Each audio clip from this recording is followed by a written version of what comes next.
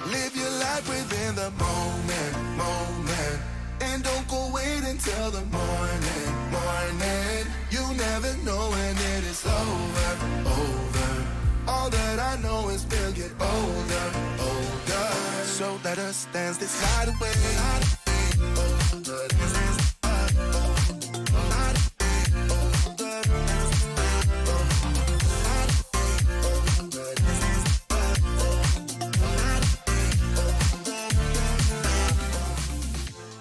Bonsoir à tous les amis, comment allez-vous? On se retrouve en direct pour le podcast et c'est le dernier de cet été puisque après c'est les vacances, toute l'équipe. J'espère que vous allez tous très bien, j'espère que pour ceux qui sont déjà en vacances vous passez de très bonnes vacances et que vous allez passer une bonne soirée à nos côtés. Je vais déjà commencer par saluer ceux qui nous accompagnent ce soir. Premièrement, il y a le grand, le légendaire Fabiche. Bonsoir à toi mon Fabiche. Salut à Chris WW, salut à Dave du 18, salut JB, salut à Contador, salut Sangohan et salut à Madness Show également qui est avec nous sur le chat. Je vais vous présenter les chroniqueurs qui vont m'accompagner durant toute cette soirée. Premièrement, il nous vient du Nord, c'est le grand spécialiste et amateur de Welsh, c'est notre ami Jacques. Salut Jacques.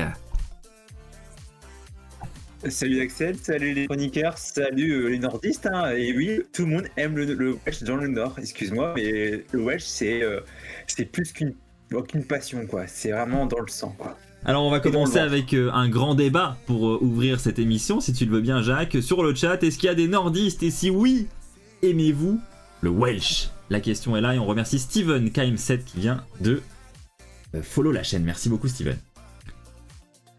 Je vous attends sur le chat les amis. S'il y en a un seul qui aime le Welsh ici, qu'il se manifeste.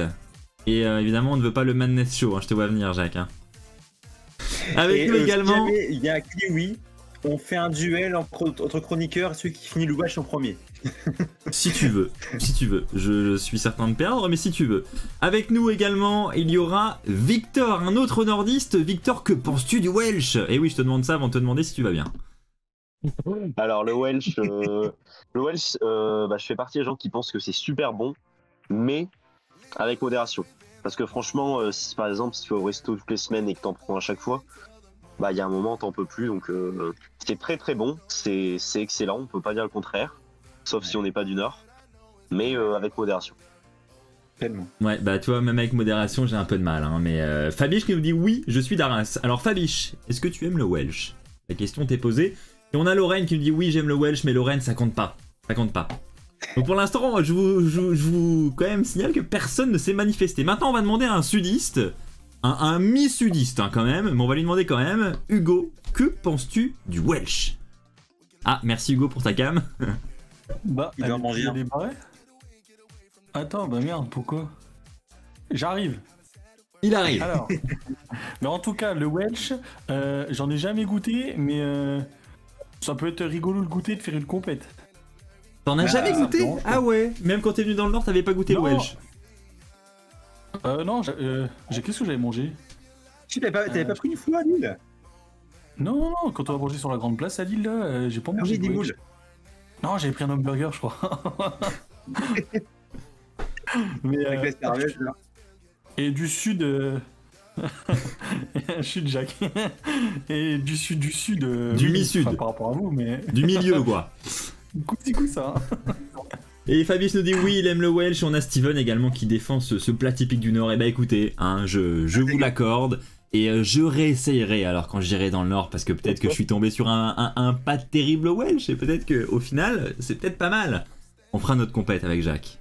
Prêt Jacques?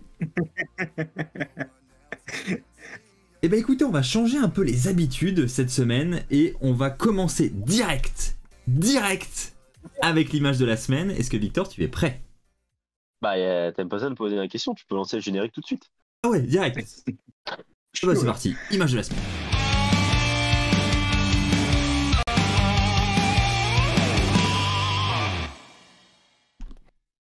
L'image de la semaine par Victor. On continue sur la même lancée pour NXT. Ouais, donc on continue sur la même lancée. Donc comme vous pouvez le voir avec cette image qui est très bien cadrée, mais c'est normal, c'est la dimension de l'image qu'il veut. C'est une news, on peut pas faire plus frais, ça date d'il y a quelques minutes. puisqu'il y a en ce moment un conf call de Shawn Michaels par rapport à la branche NXT. Il y a des journalistes francophones qui sont invités, mais aussi d'autres sites spécialisés dans le catch. Et Shawn Michaels, il a affirmé donc qu'il voulait ramener d'autres talents de Raw et de SmackDown du côté d'NXT. Donc on l'a vu récemment avec les free agents suite à la draft.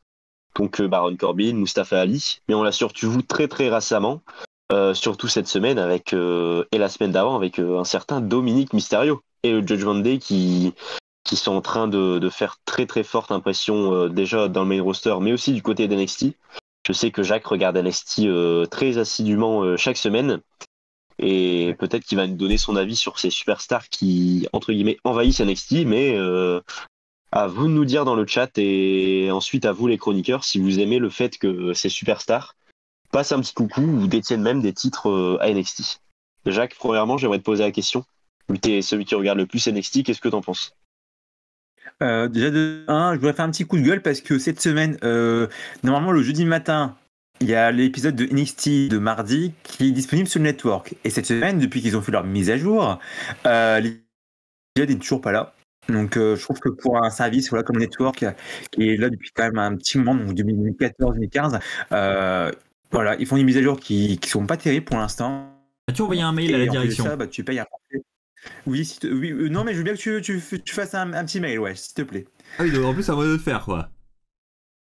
Oui, bah ça marche mieux, hein, si on voit que c'est marqué Axel du podcast. Oui, tu m'étonnes. Et du coup, voilà, un petit coup de gueule, voilà, j'ai toujours pas vu l'épisode de NXT cette semaine, donc hâte de voir la suite, quoi. Et pour bien ta question, Victor, écoute, voir des talents NXT, voilà, faire une petite tête ou deux, voilà, pourquoi pas. Mais c'est vrai que moi, ça m'embête. Voilà, j'aime bien vraiment avoir NXT tout seul, sans les superstars, etc., les grosses stars. Après, c'est pas dérangeant, là, comme je demandais qui passe, etc., pourquoi pas. Mais pas tout le temps, quoi. En ce moment, en plus de ça, je demandais, ils sont là et puis ils font vraiment du mal à la fédération, je trouve. Ils sont vraiment au-dessus, ils remportent la ceinture, etc. Ils sont omniprésents. Ils ont gagné aussi le match par équipe la semaine dernière. Donc c'est vrai que j'aimerais bien quand même dissocier les superstars de Raw et de SmackDown et de NXT, puis de laisser NXT du coup se développer et puis créer nos futures stars de demain, quoi. Et ce qu'ils font avec Baron Corbin, est-ce que t'aimes bien? Ça permet de se renouveler et puis je pense qu'au moins il a eu du temps d'écran, quoi. Je pense que à Raw et SmackDown il y a tellement de choses encore à exploiter et à raconter que je trouve que Baron Corbin NXT c'est pas dérangeant. Là ils sont construit un tout nouveau personnage, en plus de ça à NXT qui est un lieu propice au développement, comme on dit, donc pourquoi pas. Et Hugo, Axel, votre avis là-dessus, si vous suivez un peu NXT?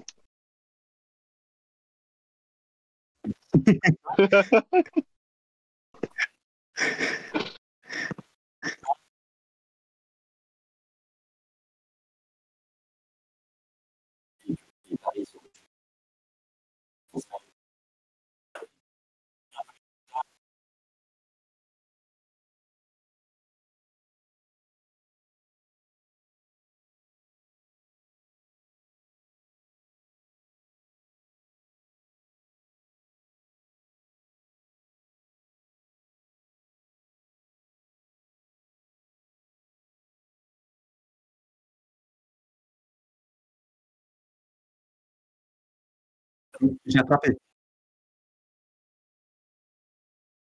J'ai tout réécouté la semaine dernière, les gars.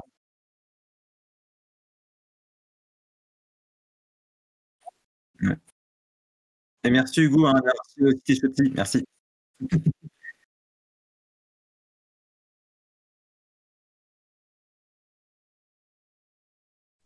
Bah, je dois être honnête, je l'ai pas fait.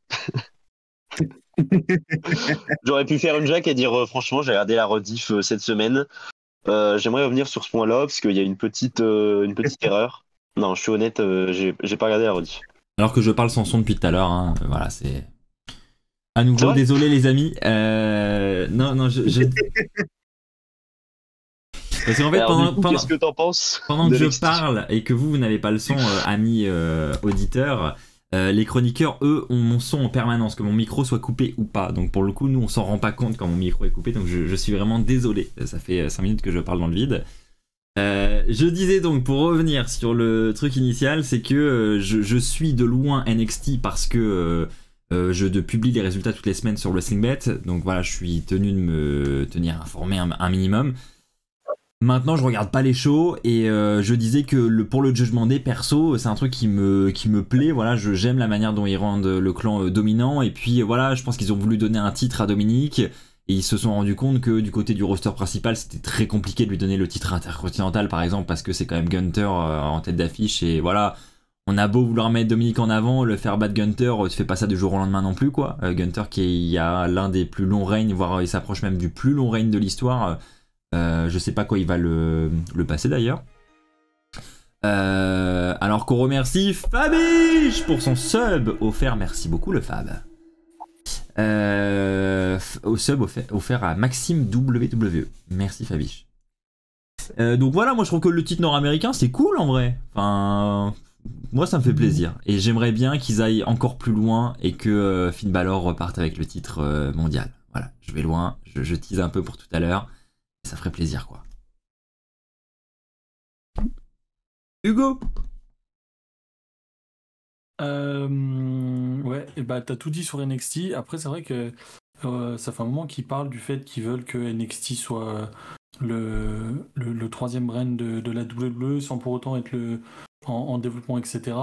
Mais on peut très bien ouais, avoir, comme tu dis, un champion du monde de Raw, de SmackDown qui atterrissent à NXT. Et franchement, ça redonnerait un coup de pied à NXT monumental. Bon, après, je pense que là, pour l'instant, c'est que de la spéculation et on rêve un peu, mais ce serait des choses pas mal.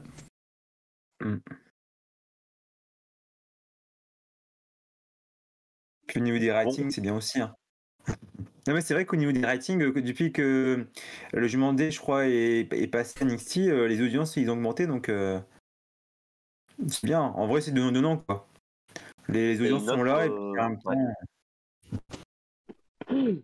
En parlant de rating et du main roster et de NXT, il y a aussi une autre nouvelle pendant ce conf call, c'est que là ils ont annoncé pour le prochain pay-per-view NXT The Great American Bash, tu sais, un peu comme à Money in the Bank, il y avait un peu un petit angle narratif pour l'intro du show. Et ben ce sera Cody Rhodes qui va faire la narration de l'intro du show de NXT.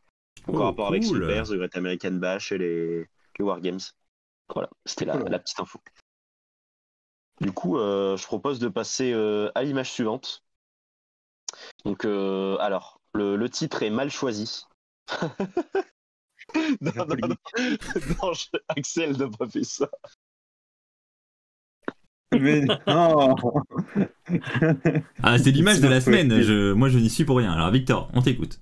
Alors, mon image de la semaine a été sabotée par Axel, voilà, je tiens à le dire. Voilà pourquoi il préfère couper son micro, faire ses conneries, saboter le travail des autres et dire des choses aussi horribles que ça en plus. Le Welsh est lui meilleur. Alors fais gaffe Victor, parce que j'ai quand même encore les rênes de l'émission. Hein, si... Ça n'est super fin en vrai les gars. Vous mangez mais... Attends, rien que sur cette image.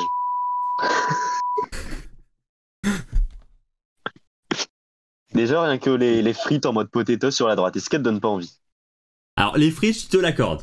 Ok, vas-y. Non, c'est plus le vert pour la gauche quand même. Hein. Ouais, le vert sur la gauche. Ok. Le poivre aussi. La présentation de l'assiette et de tout. Alors non, tu vois, ça s'arrête sur là. La fourchette. Hein. De la présentation de l'assiette, on est quand même sur une assiette avec un œuf dessus, quoi. C'est pas non plus, tu vois.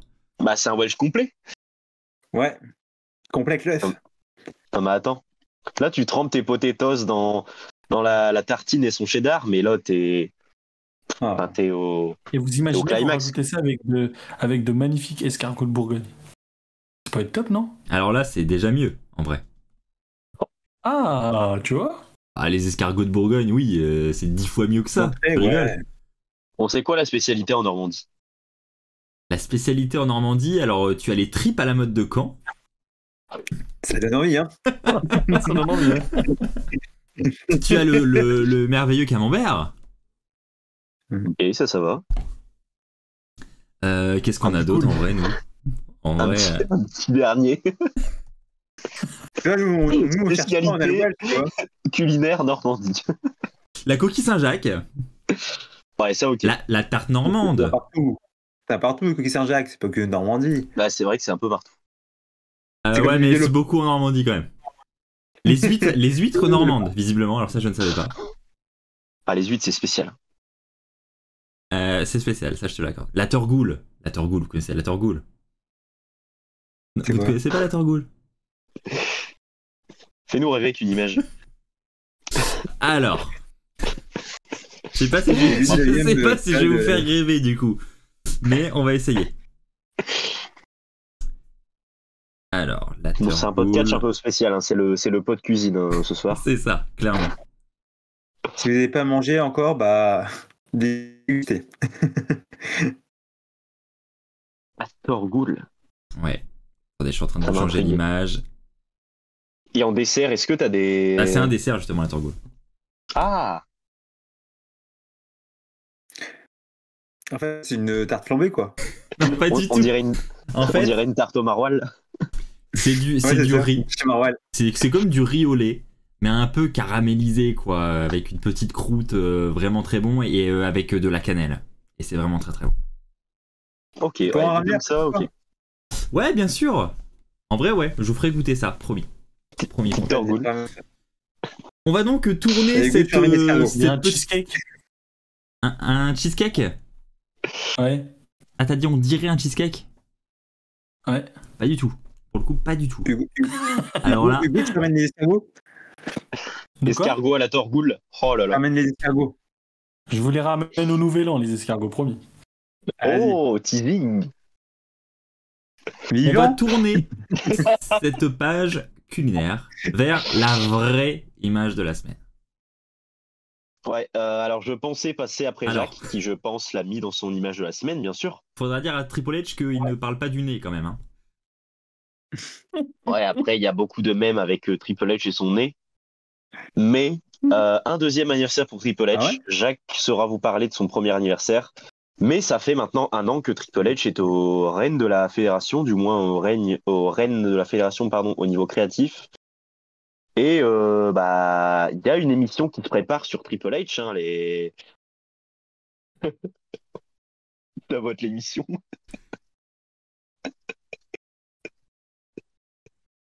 Ah, mais il y a plus de voix, qu'est-ce qui se passe, Victor? Bah putain, on voit Triple H, je sais pas pourquoi. On peut revenir à l'image de Triple H, Axel, s'il te plaît. Voilà, Triple H qui ça fait 1 an maintenant qu'il est au règne, qu'il est au règne de la fédération au niveau créatif. Et il y a une émission en préparation, hein, on continue de travailler sur cette émission qu'on vous tease depuis des semaines, des mois. Ça fait bientôt 1 année, je pense qu'on la tease.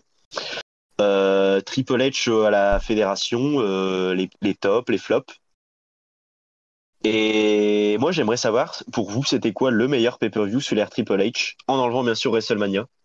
Moi, pour moi, bah, c'est peut-être pas objectif, mais j'hésite entre On se Money in the demande. Bank et Cardiff.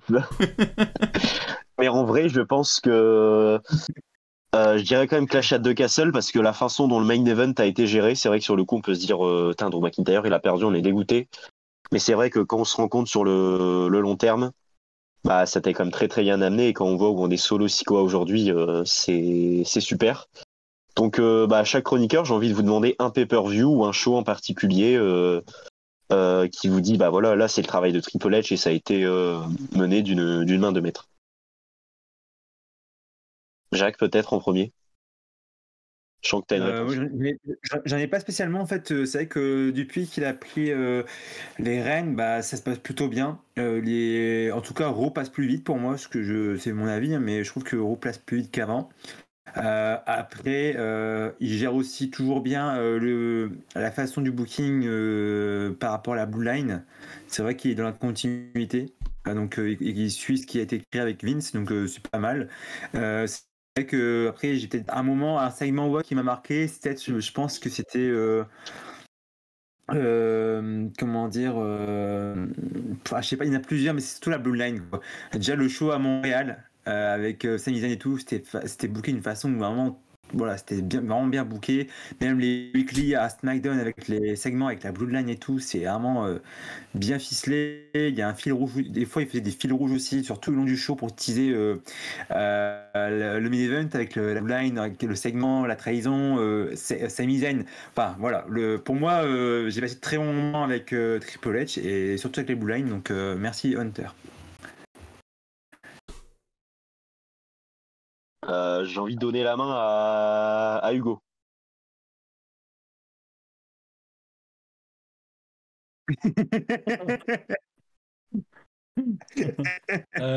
Là, comme ça, honnêtement, j'ai pas de pay-per-view en tête, mais oui, ça serait plus des moments.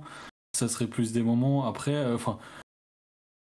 Déjà que j'ai du mal à retenir les shows semaine après semaine, alors si c'est pour retenir les pay-per-view et tout.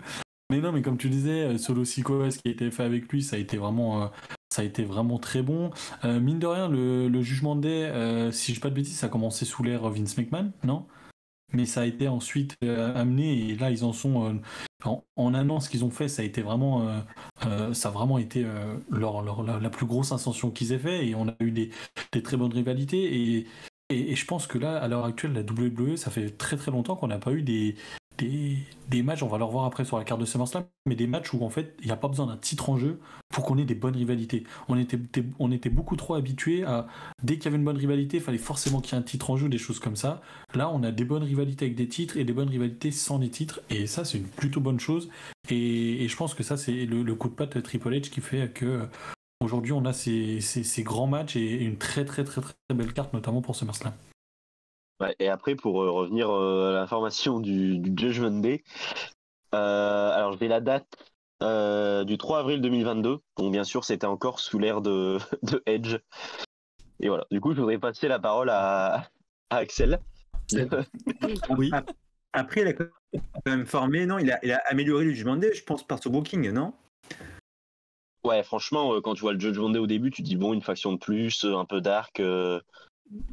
On souffle un peu, mais quand on voit où l'on est aujourd'hui, ouais, clairement, c'est clairement grâce à Triple H qu'on en est là aujourd'hui, et on peut le remercier.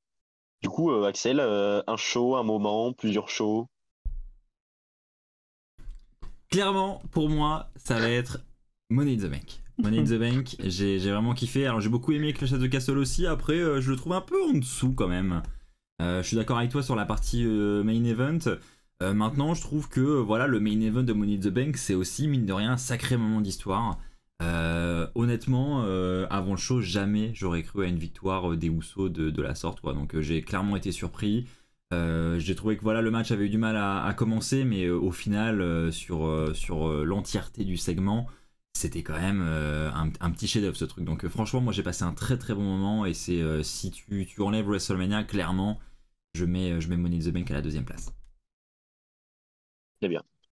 Après, à vous dans le chat de nous dire quel est votre show ou votre moment favori. Je sais pas si tu as des avis à recueillir, Axel, là-dessus. Alors actuellement, on a Steven qui nous dit Clash at the Castle et Extreme Rules avec le retour de Wyatt. C'est vrai qu'il y a eu le retour de Wyatt aussi. Ah, c'est vrai. Bien ramené.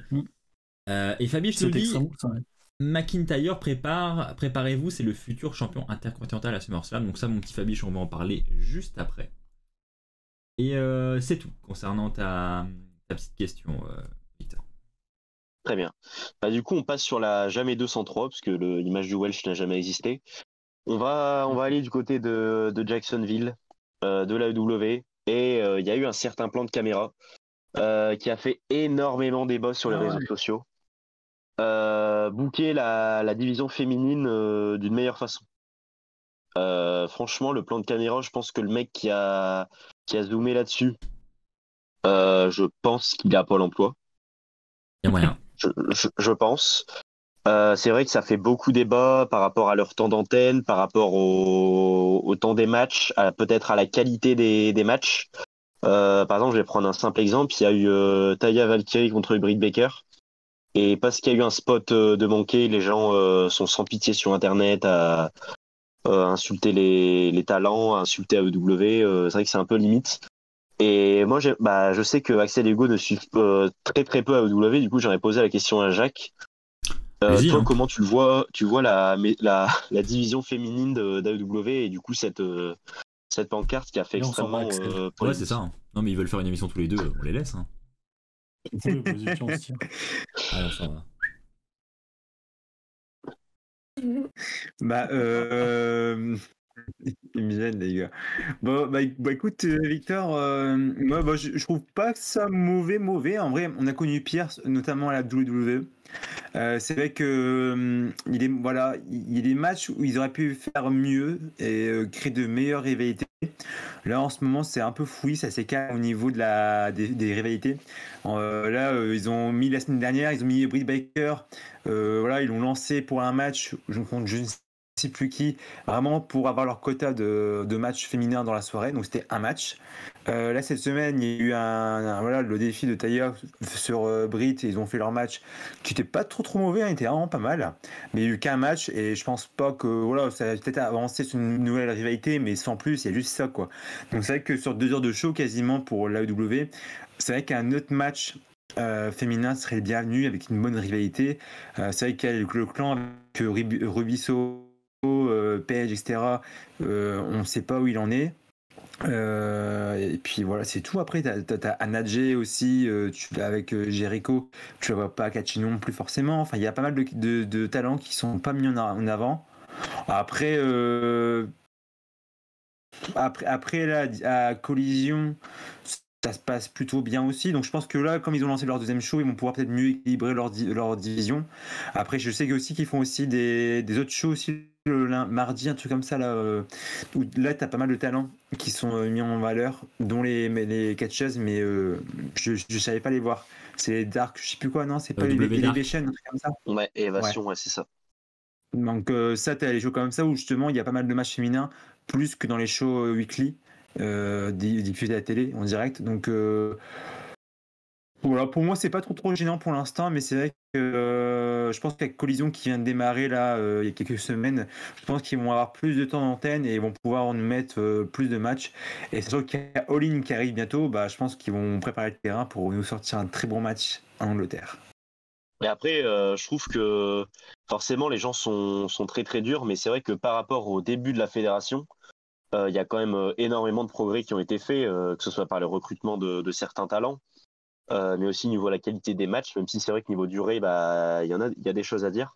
Et je trouve que niveau talent dans le ring, ça s'est clairement amélioré, et même du côté de la Ring of Honor, qui est un peu entre guillemets, la fédération numéro 2 de Tony Khan. Et là, on a par exemple Athena, donc anciennement Underboon, qui a fait un très très gros match lors du dernier pay-per-view. Donc c'est vrai que les fans sont un peu durs, mais si ça peut faire bouger les choses d'un point de vue positif et que ça peut augmenter le temps d'antenne pour les femmes, c'est vrai que ça peut être que bénéfique pour l'AEW.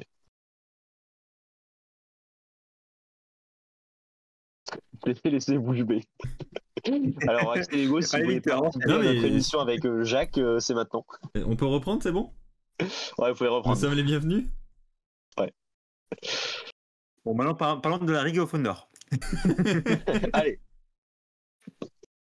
Eh ben écoute, merci Victor pour cette petite chronique. Dernière image de la semaine, faut le signaler quand même, de l'été, donc ça fait plaisir. Merci beaucoup. Eh ben écoutez, je vous propose, on va tout chambouler cette semaine, mais on va enchaîner dès maintenant avec la Wrestle Fact. Est-ce que Jacques, tu es prêt? Bien sûr, comme Victor, chaud. Chaud. C'est parti, parce que Jacques, il est chaud.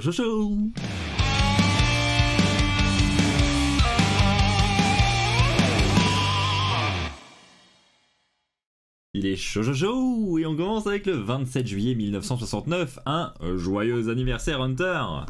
On va vous épargner la chanson, hein. Alors, peut-être pas Jacques, après tout, pourquoi? Oui, premier anniversaire pour Triple H. Belle photo. T'as choisi sa meilleure photo en plus.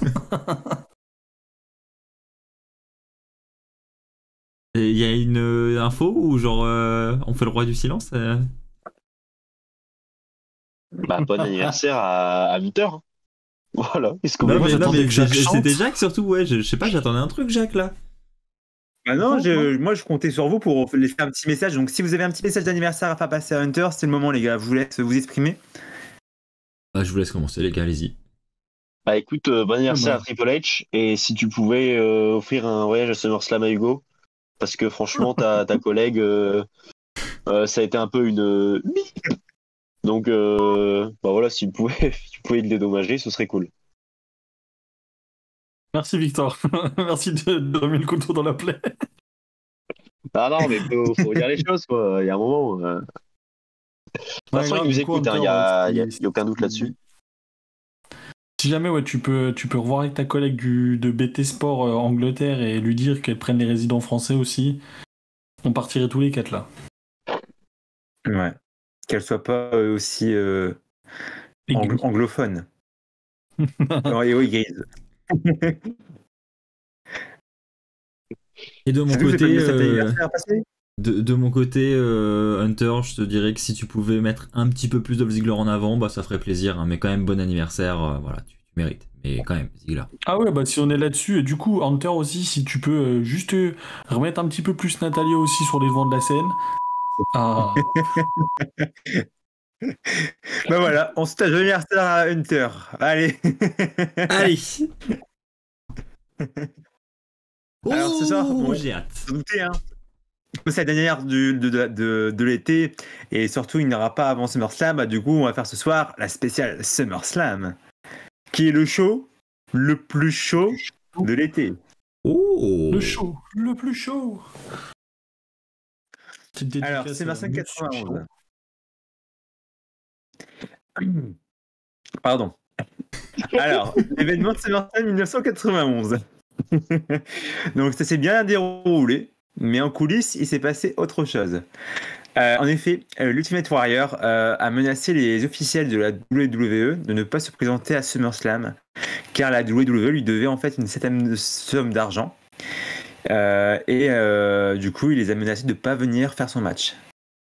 Donc imaginons, voilà, cette année, tu as Lesnar qui plante la WWE le jour même et qui refuse d'apparaître face à Cody Rhodes, puis tu as un litige financier par exemple.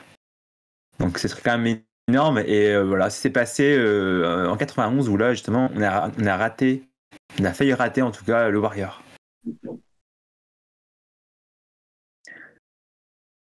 Ok, merci, merci. Non, mais bah, c'est une époque très lointaine et c'est vrai que à cette époque-là, dans les années 80-90, bah, je pense que le côté avoir des avocats et tout, c'était beaucoup moins, j'allais dire connu, mais non, c'était beaucoup moins. J'ai pas le mot. Euh, Courant. Courant, voilà, super, merci Hugo. Qu'aujourd'hui, donc, bah voilà, la fédération a évolué et c'est donc pour ça qu'il y a plus ce genre de litige ou de problème dans les coulisses. Merci Victor. Non mais ça va, je suis d'accord avec Victor. Oh, Non, merci Victor d'avoir rebondi. C'est vrai parce que là, maintenant avec les réseaux sociaux, ça se saurait tout de suite qu'à l'époque, justement, tu pouvais faire ça. Justement, c'était la seule façon de faire bouger quelque chose, quoi. Et là, on va passer sur autre chose. Vous allez dire, mais c'est quoi ça? Caro. Oui. je sais de quoi tu vas parler. Enfin, je pense. Stéphane Hamel. Ouais. Et de Cody Rhodes. Enfin, Green Arrow Stardust. pour les fans, donc. Et effectivement, il y a une petite référence, bien vu Victor. Alors, il y a une petite référence, donc Green Arrow, donc pour ceux qui savent pas, c'est l'archer-vert donc de l'univers d'ici. Pour ceux qui ont pas voilà, la ref, hein, donc c'est Arrow. Et savez-vous que ce catcheur-là, enfin cet acteur-là, a déjà catché. Ah, j'ai du mal. Pardon, excusez-moi. On l'a refait, hein, c'est pas du direct. C'est un bout de Donc, Welsh. cet acteur-là, ouais, c'est ça, je pense. Un bout de tartine. Alors, pour ceux qui ne le savent pas, l'acteur a déjà fait un match à la fédération et on le voit souvent lors des shows à Raw ou à SmackDown. Donc là, on va revenir à SummerSlam 2015. Donc pour ceux qui se rappellent, qui suivaient déjà le catch à ce moment-là, ça se passait au Barclays Center. Et la star, du coup, Stéphane Hamel, a fait ses débuts sur le ring à la WWE en équipe avec Neville face à Wade Barrett et au seul et unique la star Stardust, connu sous le nom du peu connu de Cody Rhodes. Suite à cette rivalité, Stéphane Hamel et Cody Rhodes sont devenus de grands amis. L'acteur a invité Cody Rhodes dans la série Arrow pour un rôle de gangster, donc que vous pouvez retrouver dans la saison 5 et 7. Et en échange, Cody a invité Green Arrow à un show au nom de All In à l'époque pour affronter Christopher Daniels. Axel, je veux bien que tu me présentes du coup les photos. Je vois que tu es attentif, c'est cool. Hein. Ouais, regarde. Donc là, c'était leur match du coup en 2015, donc SummerSlam 2015. Pour ma défense, Avec Jacques, Stéphane les Hamel. photos sont face cachée, hein, donc je ne sais pas quelle est la suite. Faut que tu me dises quand Ah, faut que je switch excusez-moi. de photos. Vas-y, tu peux re-switcher si tu veux. Allez, je continue. Switchons. On a encore pu le voir à Raw After Mania et à Mania aussi. Mania 39, vous pouvez le voir dans le public. Et encore après, vous allez voir une petite photo. Là, c'est vraiment le plus personnel. Ah, Oh. Quelle classe. Ah ouais, c'est le moment. J'ai J'en profite, hein. backstage. Hein. Ouais, en plus. Hein. Du coup, voilà, donc il était présent aussi à Mania 39, donc il était surtout là pour soutenir son ami Cody Rhodes, qui pouvait être champion de la WWE.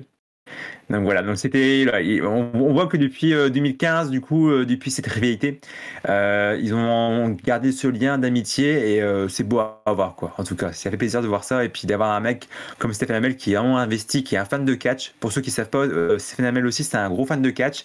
On l'a même vu à Mania 32.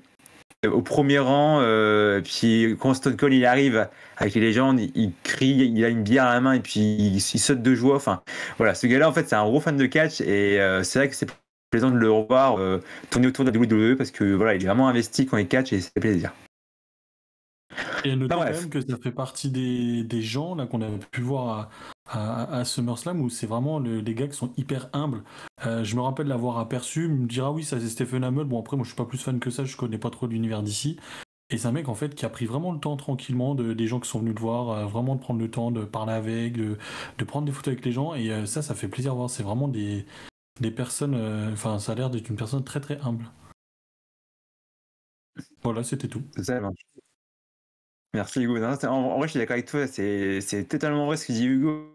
Ce gars-là, il y avait pas mal de fans à la fin du show qui sont venus un peu le voir juste pour avoir une petite photo ou une petite vidéo.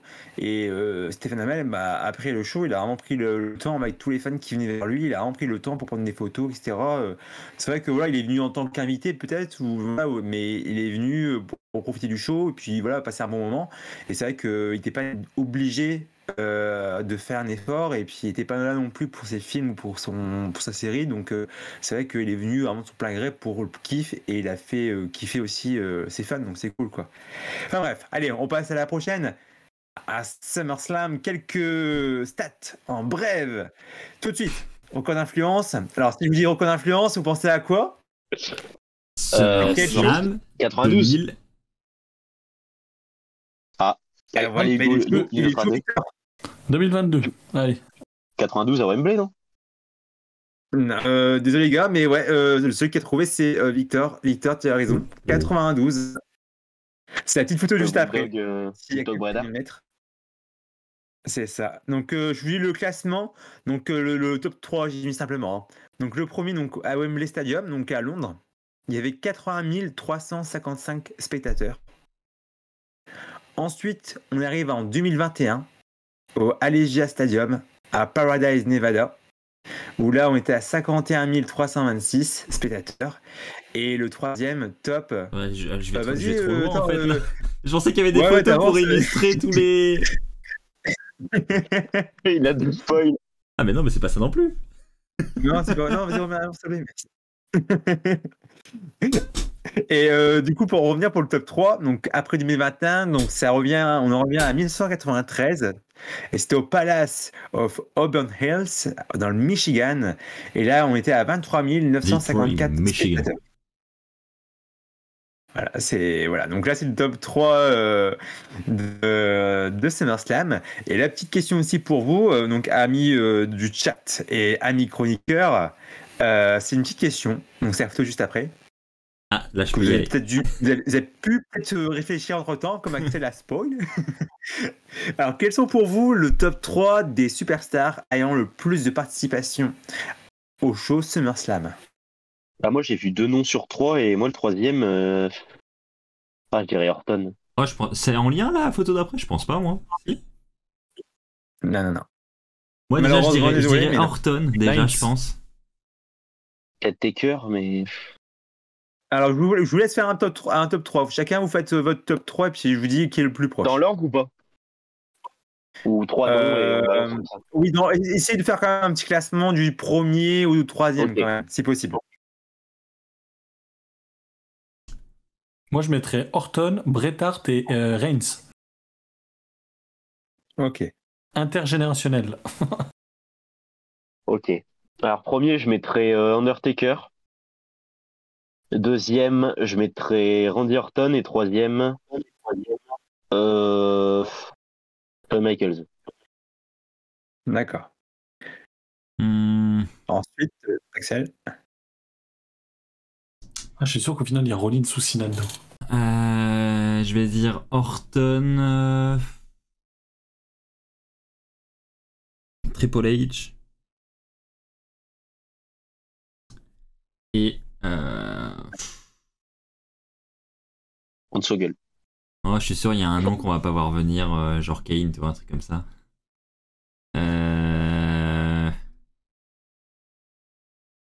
Je vais dire Cena, allez. Alors, pour ceux qui sont le plus proches, donc, bon, je vous classe vous trois. alors, du coup, en premier, c'est Axel qui est le plus proche. Après, c'est Victor et après, c'est Hugo. Et dans le chat, hein, JB Pep, donc tu as quasiment raison aussi. Hein, t'es pas loin. Pareil que pour Acontador. Sangohan, t'es pas loin non plus. Erosia aussi.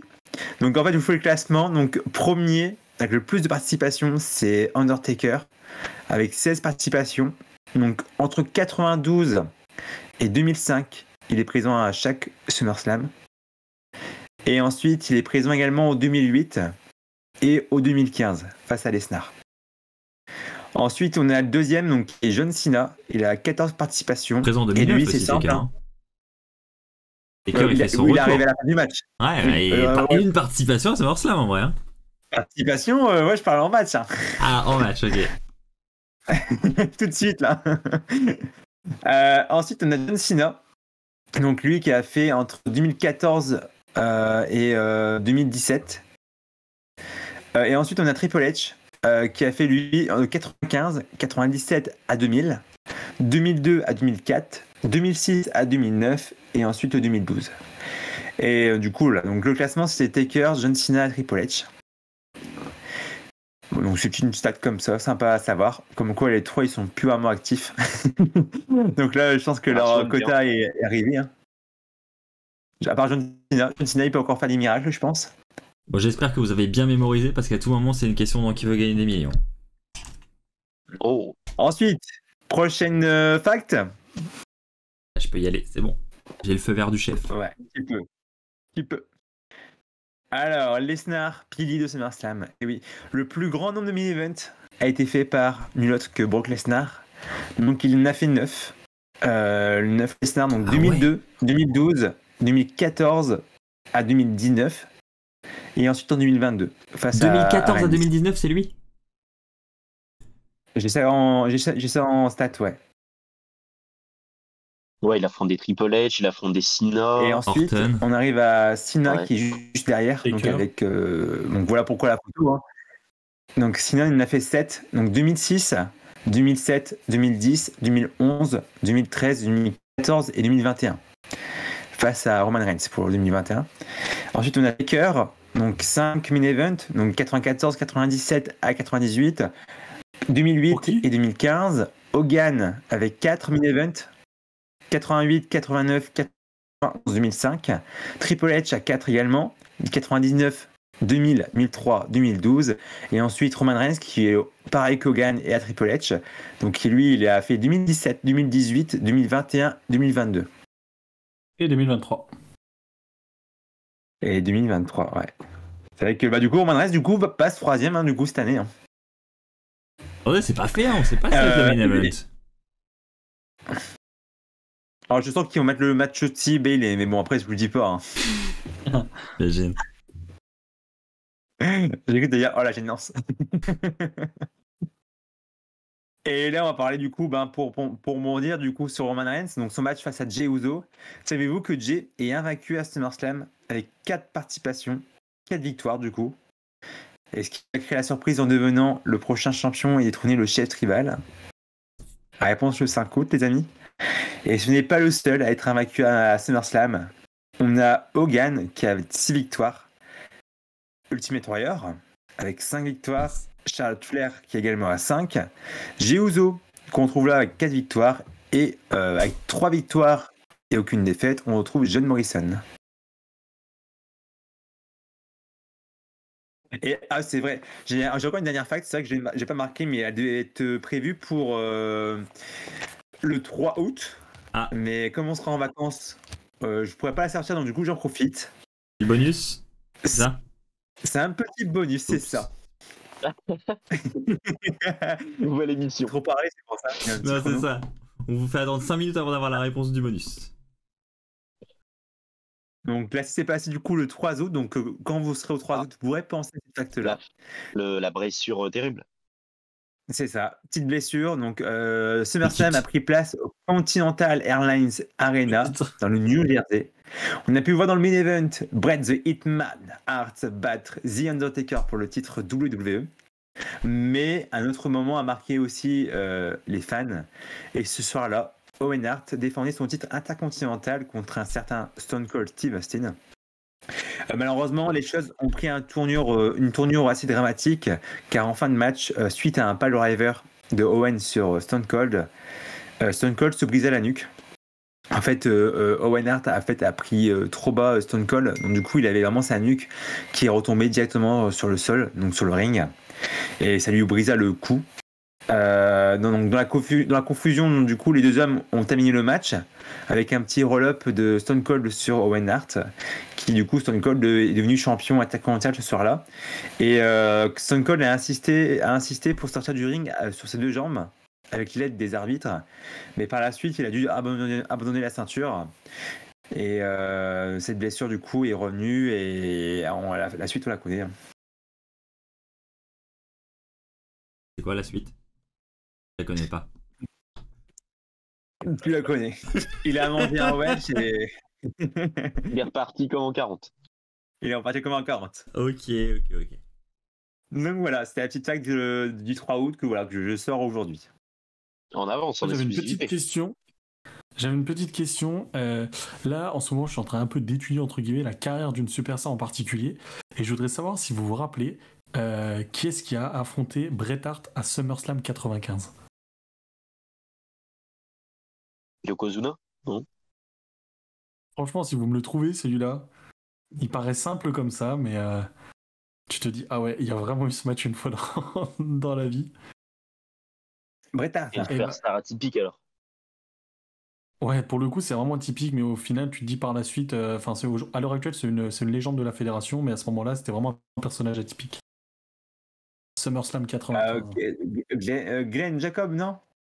Yes, il a affronté Yeah. IC Ken Cum, DDS.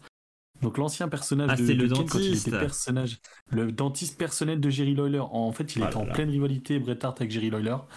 Et d'ailleurs, pour Kane, donc à l'époque IC Ken Cum DDS, c'était son tout premier match sur un ring de la WWF. Et ça a été face à Bret Hart à SummerSlam 95. Donc voilà, c'était juste La petite fact qui fait plaisir.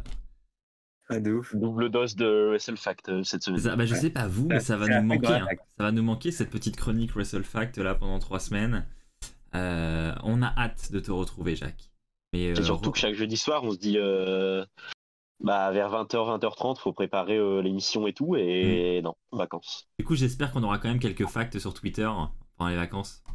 J'espère. Je suis pas rémunéré, je crois, mais c'est pas grave. Moi et Hugo, on l'est, donc... Ah oui. Alors, on passe au De quoi? On est pronostic quoi, tu de SummerSlam. Le jingle, c'est maintenant, c'est le débat. C'est parti.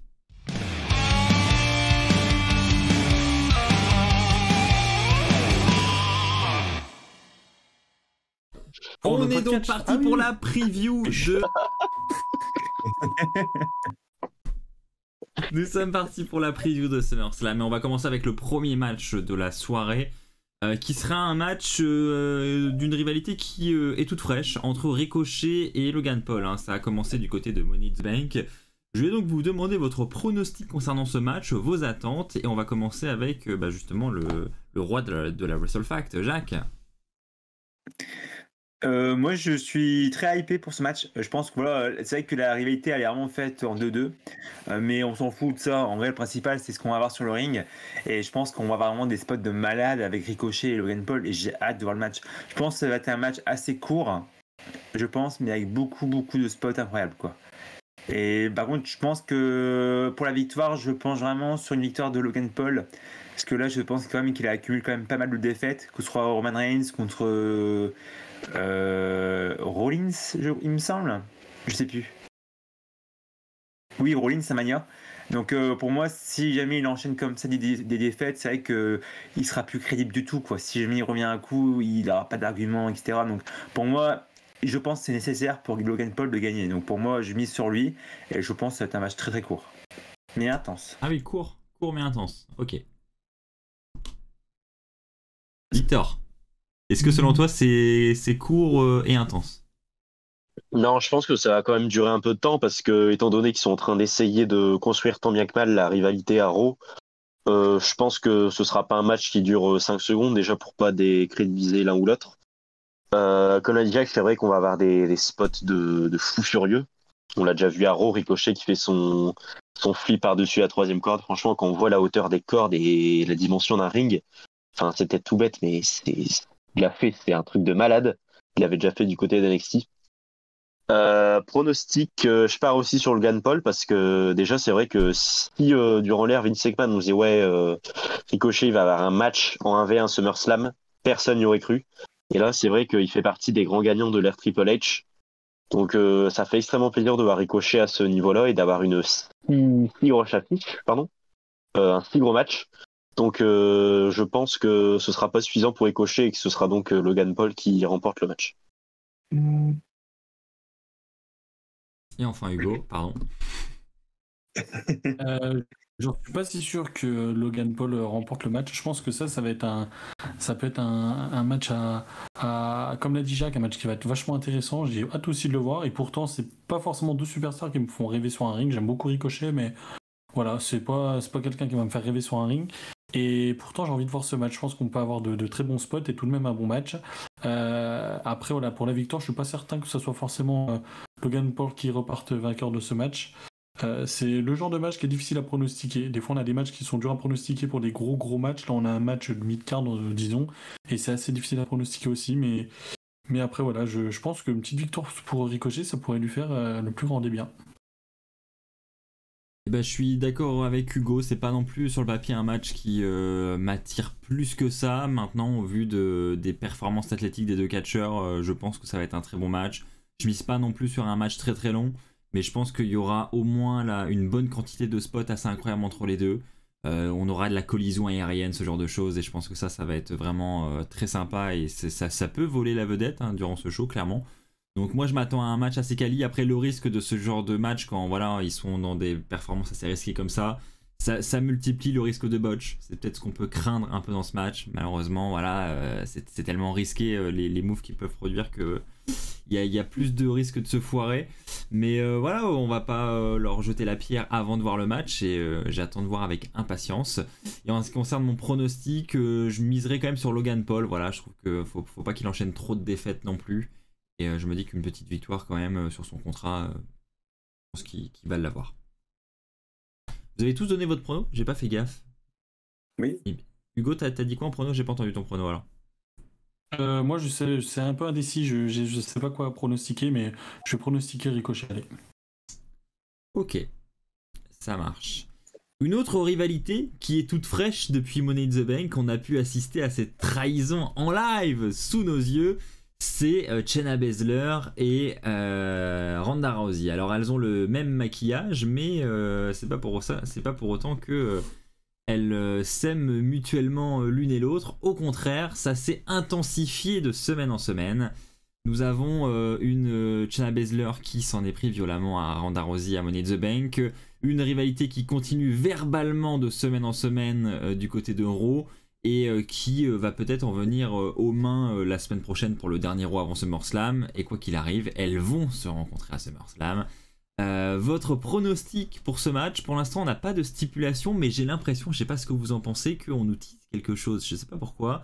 Elles ont employé le terme fight à Raw cette semaine. Alors je ne sais pas si ça veut évoquer potentiellement un petit street fight ou une stipulation, ou si on parle de fight juste pour dire que ce sera un match bien bagarre quoi. Mais en tout cas, une chose est sûre, elles veulent régler leur compte. Qui, selon vous, repartira avec la victoire? On commence avec Hugo. Eh ben, alors, comme tu disais, je pense qu'on aura une petite stipulation qui va venir s'ajouter. Pourquoi pas avoir quelque chose d'inédit, justement, où on nous propose un match un peu à la manière UFC, un combat du style UFC. Je pense que, enfin, c'est pas je pense, j'en suis certain, elles sont capables de nous le proposer. Ou alors d'avoir un style cage match, parce que quand tu parles d'UFC, t'es en cage, et pourquoi pas justement être en cage du côté à la façon WWE. Donc ça pourrait être pas mal, ça pourrait apporter quelque chose de plutôt sympathique. La rivalité, moi c'est le genre de rivalité chez les femmes que j'aime beaucoup, c'est que c'est une rivalité où en fait elles se démontent mutuellement, c'est-à-dire que là ça monte en fait et elles vont finir par se friter un bon coup et ça c'est très très bien, c'est assez trash dans les propos. Donc j'aime beaucoup, vous allez me dire ah, ça y est tu reparles de Natalya, mais ça me rappelle un peu la rivalité Natalya et Nikki Bella où elles s'envoyaient des sacrés fions dans la gueule quand même quand elles s'insultaient et après derrière c'était assez violent sur la bagarre et je pense que là on peut avoir quelque chose de similaire d'assez violent et je trouve plutôt ça sympathique du côté féminin. Alors je vais revenir sur Hugo. Toi tu reviens carrément sur Hugo toi. Ouais, parce que je sais pas sur quel site tu t'es rendu de diffusion de vidéos quand t'as vu que ça s'envoyait des fions, mais t'as dû tomber. Tu devais être en navigation privée à ce moment. Ouais, t'as dû tomber. Bon après je sais pas si ça se dit chez vous, mais moi chez moi quand on se dit envoyer des fions, c'est que tu t'envoies des pics quoi. Ah ouais, non, je te confirme, il n'y a que chez toi. Hein. La partie nord de la France, non, la partie nord de la France ne dit pas ça. Ah merde, ah bah en gros ceux qui comprennent pas s'envoyer des fions, c'est s'envoyer des pics, s'envoyer des attaques verbales quoi. D'accord, ok. Voilà. On enrichit notre lexique. Vocabulaire. Jacques, je te laisse enchaîner. Pour moi, je pense que quand il parle de fight, il parle de Raw Underground. Alors, tu imagines le gars complètement à l'ouest. Non, pour moi, je pense que ça peut partir sur une submission match, je pense, un match de soumission, je pense entre les deux, ça pourrait être bien. Les deux sont vraiment, ils portent vraiment des prises de soumission assez importantes et pour moi, quand tu parles de l'UFC, il y a le match en cage, comme disait Hugo, et il y a aussi le match à soumission où vraiment la clé de bras, etc. Pour moi, ça fait partie vraiment de Ronda et de Shayna, donc un match de soumission avec peut-être un départ derrière peut-être de Ronda, je pense que si elle abandonne et puis qu'elle s'en aille comme ça en abandonnant, c'est vraiment parlant et ça peut faire une belle sortie je trouve, malheureusement parce que moi j'aimerais bien quand même qu'elle reste, mais voilà. Bon, le match en tout cas il me hype, c'est vrai que j'ai hâte de voir la suite de la rivalité de semaine en semaine. Mais c'est vrai que je pense qu'à SummerSlam, ça va être un très bon match. Et en tout cas, j'espère juste c'est que Ronda va pas partir à l'UFC full time. Ou du moins peut-être un match, mais au moins qu'elle revienne quoi. Je te rejoins Jacques, j'ai pas non plus envie que Ronda Rousey parte. J'aimerais bien qu'elle reste. C'est là où c'est un match qui est vraiment difficile à pronostiquer je trouve, parce que d'un côté on a une Shayna Baszler qui est un peu en plein push, qui on sent qu'on a envie de lui donner enfin le run qu'elle n'a pas encore eu depuis qu'elle est dans le roster principal, et de l'autre on a une Ronda Rousey effectivement qui est sur le départ, qu'on a du mal à voir perdre également si jamais elle s'en va, donc vraiment difficile à pronostiquer. Je vais quand même pronostiquer Shayna Baszler parce que j'ai vraiment l'impression qu'ils ont envie de la mettre en avant, et je me dis que voilà, Ronda Rousey c'est sa pote. Je pense qu'elle aussi, Ronda, ça lui ferait plaisir de voir que sa pote est enfin mise en avant et a enfin le petit run qu'elle aurait dû avoir. Donc voilà, je miserai là-dessus. Et en ce qui concerne le match, je pense qu'on aura une bonne baston entre les deux, effectivement. Et ça peut être un combat vraiment qui sort un peu de l'ordinaire, on va dire, côté féminin, et qui peut être justement pour ça vraiment sympa à voir. Donc j'ai hâte pour ce combat aussi, perso. moi j'ai un peu peur, c'est que par rapport au public, on a vu que déjà Money in the Bank, le tag team féminin, c'était un combat qui a pas trop agité la foule, que ce soit les entrées ou le match en lui-même, et que heureusement qu'il y a eu ce turn parce que sinon ça aurait pu être terrible avec la foule anglaise. Là, j'ai un peu peur que ce soit un peu le peace break, comme on C'est dit, et différent, je pense, quand que même. ouais, Ah ouais. j'ose C'est espérer différent. qu'ils vont mettre une stipulation qui sort du lot et vraiment un truc pour que les gens restent et soient à fond derrière le match, quoi. Oh, C'est un peu ma crainte. je trouve déjà ce match plus attirant que le match Bah qu'on oui, avait à Money in the clairement. Bank. Ouais, Oui. clairement. Là, j'ai un peu peur et que Ronda, quoi. C'est ça. Et après, pour un pronostic, je dirais quand même Shayna Baszler parce que, comme tu l'as dit, Axel, c'est vrai que on sait que Triple H, il aime bien Shayna Baszler parce qu'elle a eu un très très haut run du côté de NXT. Et étant donné qu'il a le pouvoir, je pense que là, il faut monter dans le train Shayna Baszler et que c'est maintenant et que une victoire contre Ronda serait le début d'un très très gros run en solo, je pense. Peut-être sur son premier titre mondial dans le main roster en solo. Donc, ouais, je pense que c'est le moment pour elle. Moi, je sais que personnellement, j'ai un peu de mal quand même avec le personnage de Shayna Baszler. Enfin, ça colle à son personnage, à son caractère, mais je trouve que personnellement, j'ai beaucoup de mal à me mettre vraiment dans son personnage, à me dire, ok, tiens, je vais suivre la rivalité parce que j'aime bien son style de combat, j'aime bien, sa façon de rentrer, etc. J'ai un petit peu de mal avec ça. Et après, pour reparler du fait que oui, Shayna Baszler a besoin de cette victoire, tu vas me dire si je me trompe, Axel, mais je trouve que elle est un peu mise en avant assez fréquemment quand même sur toutes les parties médias, interviews, etc. Est-ce que ça peut être quelque chose qui puisse jouer quand tu vois là les dernières interviews, que ce soit Zelina Vega, elle a été mise en avant avec la LWO, Elena a été mis en avant de dingue, là Ricochet, pareil, il est mis en avant. On avait eu le clan Alba Fire, Illow Down, là, pareil, ça a été mis en avant un petit peu avec le lendemain avec les titres. Est-ce que ça, justement, ça peut pas jouer aussi avec du Non. côté de Shayna Baszler? Non, non. En vrai, Ça n'a rien à voir, tu penses? non, ça n'a Ouais. vraiment rien à voir. Ils mettent vraiment les noms qu'ils ont de dispo. On est loin d'avoir eu les têtes d'affiche du côté de Money in the Bank, hein, par exemple. Hein. On a eu quelques participants du Money in the Bank ladder match. Shayna Baszler, voilà, elle était dans le match par équipe. Ça avait vraiment rien à voir, je pense, avec le turn qui allait se passer 2 jours après. Hein. C'est vraiment un hasard. Ok. Shayna Baszler, on l'a eu aussi, on l'a eu à Mania. Voilà, Mania, elle avait pas non plus un match de fou, hein, Shayna Baszler. Donc, non, pour moi, Tu c'est me diras, vraiment mais rien. Nathalie, elle n'a pas été mise en avant, quoi. Ouais, voilà. Des fois, on a même en interview des catcheurs qui ne sont même pas sur la carte, hein, donc ça veut vraiment rien dire. Ok. Je vous propose de passer au match suivant. On va parler désormais du titre intercontinental avec là aussi, et c'est là où on voit que Money in the Bank a été le point de départ pour de nombreux matchs de SummerSlam.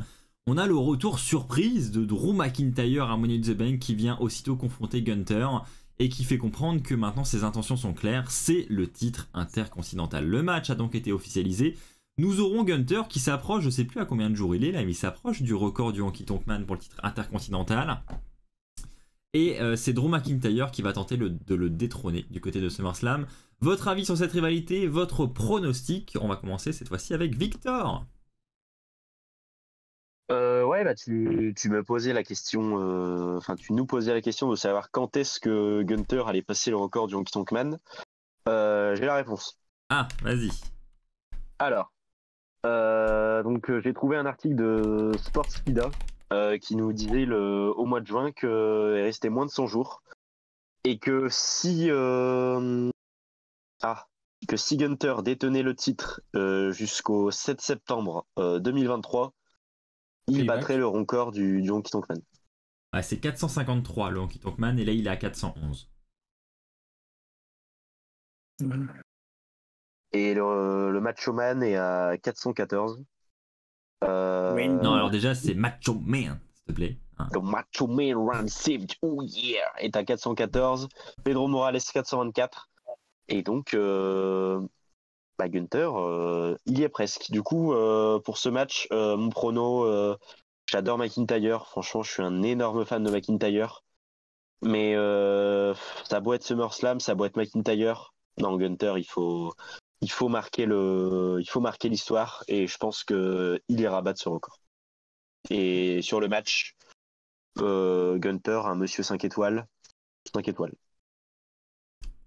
Ok. Jacques? C'est tendu parce que McIntyre, ça me fait penser un moment au scénario avec Roman Reigns à Clash of the Castle. Tu te dis, voilà, il peut battre le champion, mais en même temps, tu te dis, le champion, il est là quand même depuis un moment, et tu le vois mal perdre en fait.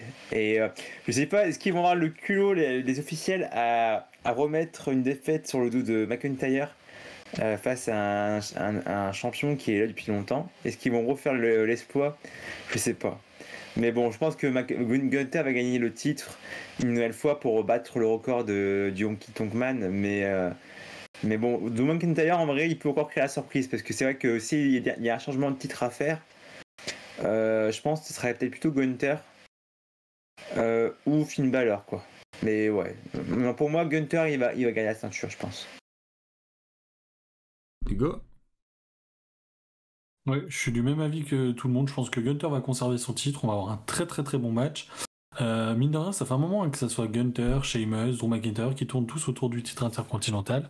Mais je trouve qu'on s'en lasse pas parce qu'à chaque fois on a des très bons matchs et ça c'est une bonne chose.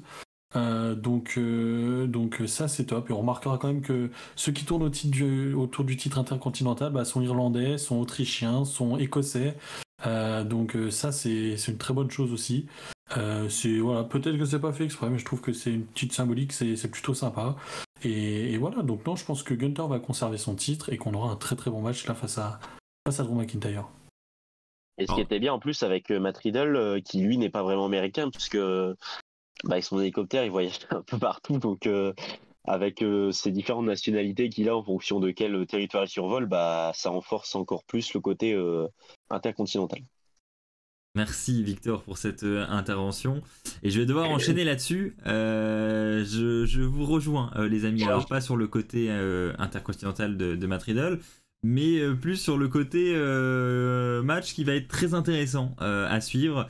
Effectivement, j'aurais pu pronostiquer Drew McIntyre. Je pense que Drew McIntyre pourrait être la personne qui pourrait détrôner Gunther. Maintenant, effectivement, il y a ce record qui traîne et c'est là où je me dis que je pense qu'effectivement Gunther est peut-être la personne qui peut battre le Honky Tonk Man, qui peut rendre à ce titre un record un petit peu plus moderne.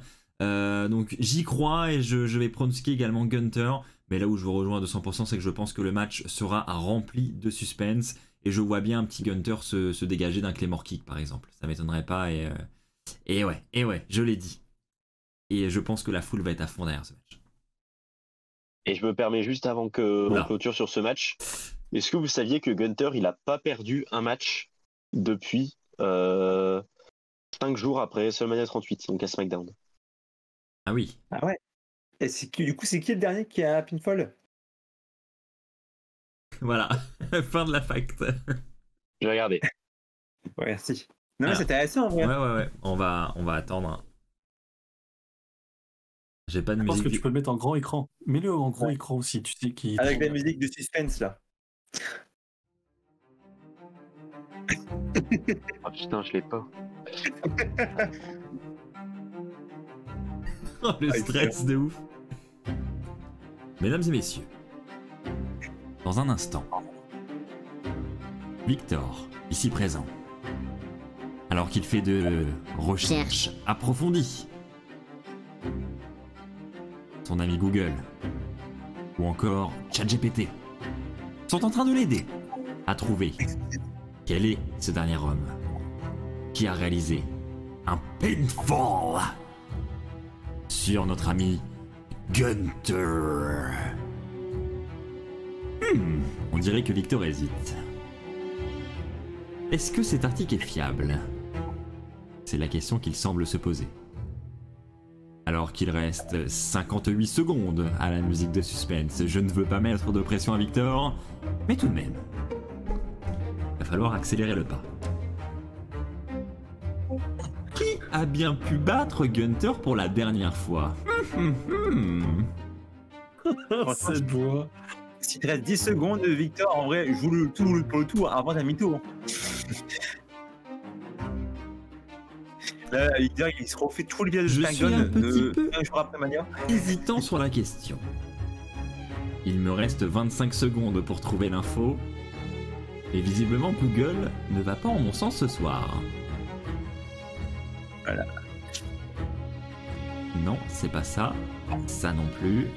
Non, ça c'est la navigation privée d'hier soir. En gros, tu vas accrocher l'ordi. Et c'était... On relance la musique.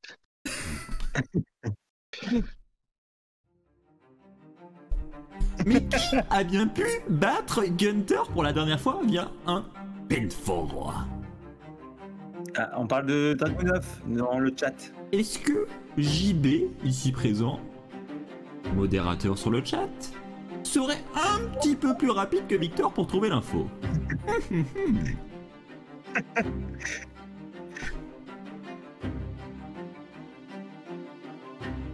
Alors, l'objectif n'est quand même de pas terminer l'émission après minuit.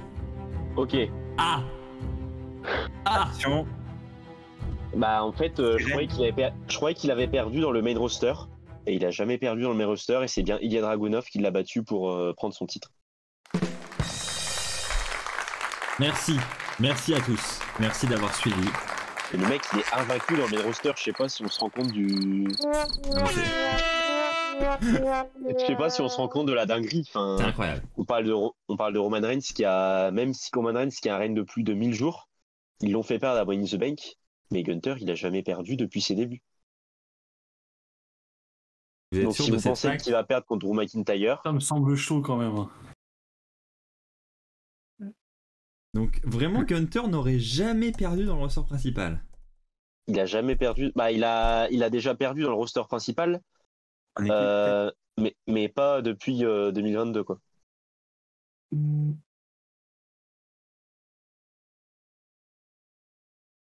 Je suis en train de faire une Ouais, recherche en du solo, coup aussi. Il a peut-être perdu en équipe, mais en solo, il a jamais perdu. Là, on dit 5 avril 2022. Votre Bond Breaker. Ah ouais, non mais j'ai la fact, hein, il n'a jamais encaissé de tomber dans le roster principal. C'est fou en vrai. Enfin, Ouais, de ouf. Hein. et Triple H, il aime tellement Gunter. Enfin, Ouais. moi je me souviens encore, c'était ses débuts du côté de. UK. Ouais, ses débuts c'était NXT Takeover. C'était Blackpool ou Cardiff, je sais plus. C'était une. Blackpool. Ouais, c'est ça. Blackpool. Blackpool. C'était Pete Dunne qui défend contre Mark Coffey ou Joe Coffey. Et là, la musique en mode orchestre. Et là, tout le monde a pété son crâne, quoi. C'est Gunter. C'était lui. Ah, la musique aussi. Jacques peut nous faire la musique en exclusivité. Alors. Silence dans la salle. Je prépare juste mon clavecin, si vous voulez bien. Et, non, c'est- mais non, tu veux que je te mette le fond Tu veux une musique de fond peut-être? Dis-moi. Non, t'inquiète pas, je le crée. Vas-y.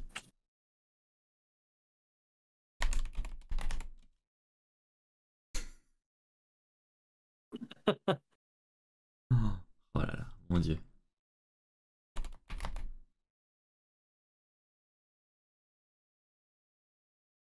On dirait qu'il est en train de nous faire ses pâtes à la courgette là. Comment? Non, non. Je on dirait que t'étais en train de nous faire des pâtes à la courgette.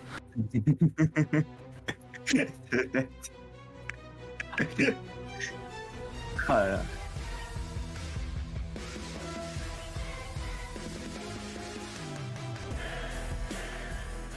Ah, c'est nouveau ça! C'est C'est nouveau nul. celui-là. Ouais, c'est nul. Ah, fun fact, j'aurais dû prendre en vidéo. Bon, ça, je raconte un peu ma vie, mais je suis allé faire, en gros, ma salle de sport où je vais, juste à côté, il y a une salle un peu de spectacle, de sport. Et là, il y avait un orchestre. Et ils ont joué la musique en mode Gunter. Oh non, Ah ouais. trop stylé. Franchement, quand tu vois les mecs avec les instruments, en vrai, c'est un truc de fou.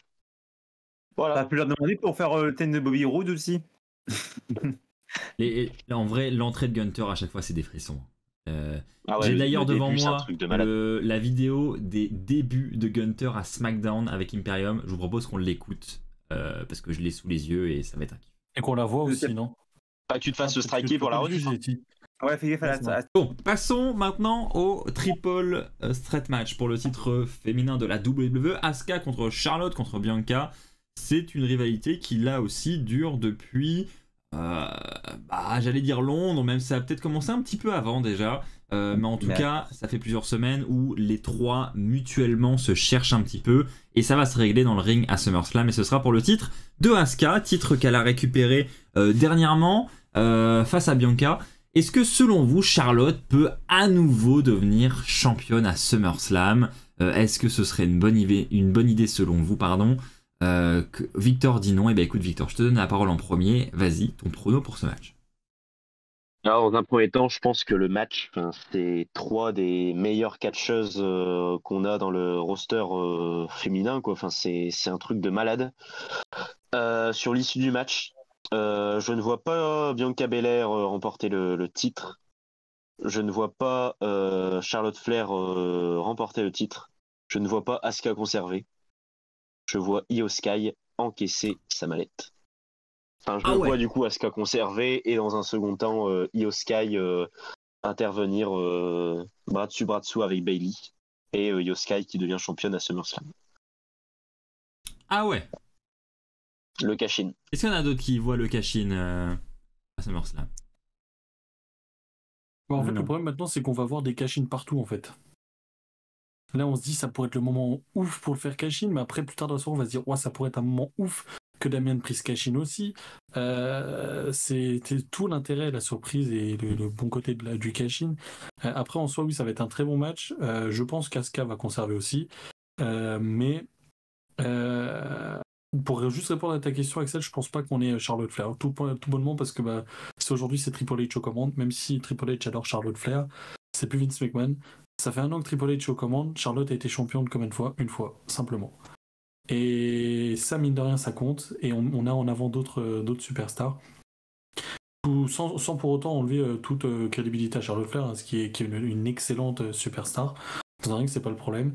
Mais on a d'autres superstars qui sont mises en avant. Et je pense que là, Asuka va conserver son titre. Et oui, effectivement, pourquoi pas, comme tu le disais, Victor, voir ce côté Io Sky et Bayley qui tournent autour de ce match.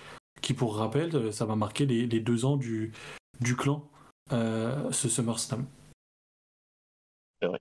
Non, les 1 an. Ouais, c'était l'année dernière. Parce qu'elles ont fait, c'est l'année dernière, elles ont fait leur début justement c'était sous l'ère Triple H. Les fameux débuts, exactement, sous l'ère Triple H, des retours de superstars, donc avec Dakota Kai, etc.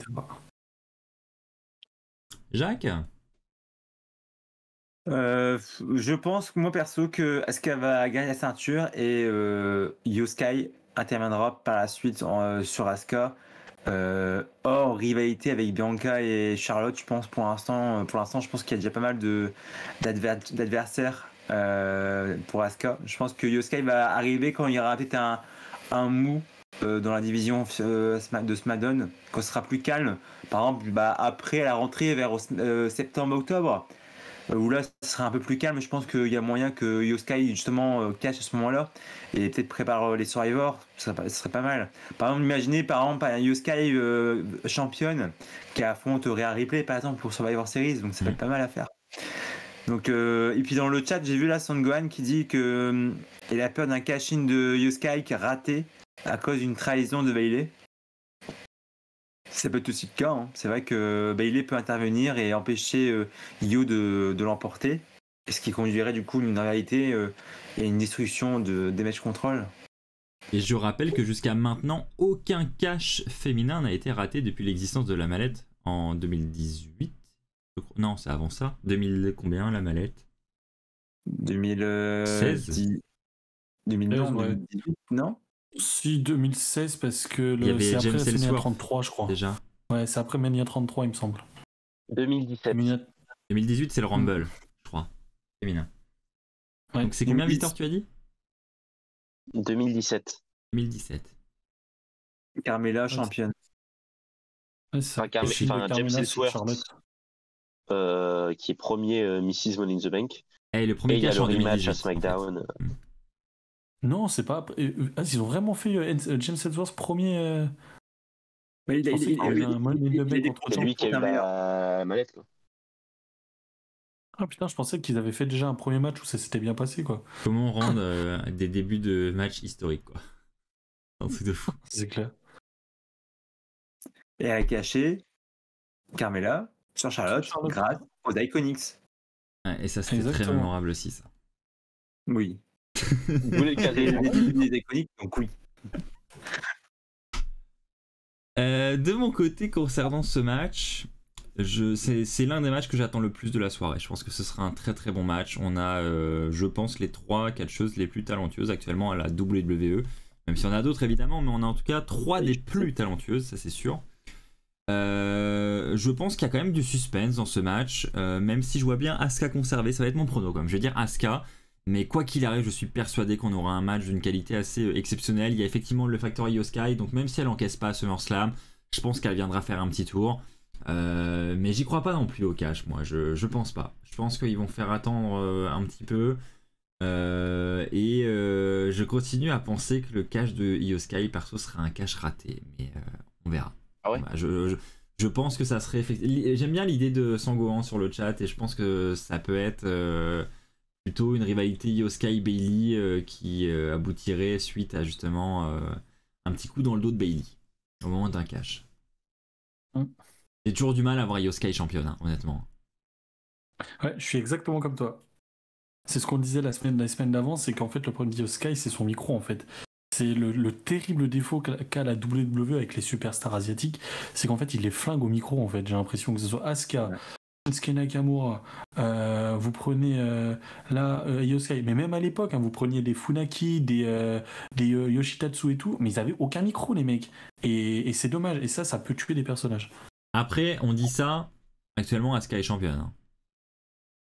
Asuka Oui, a mais pas non plus un micro...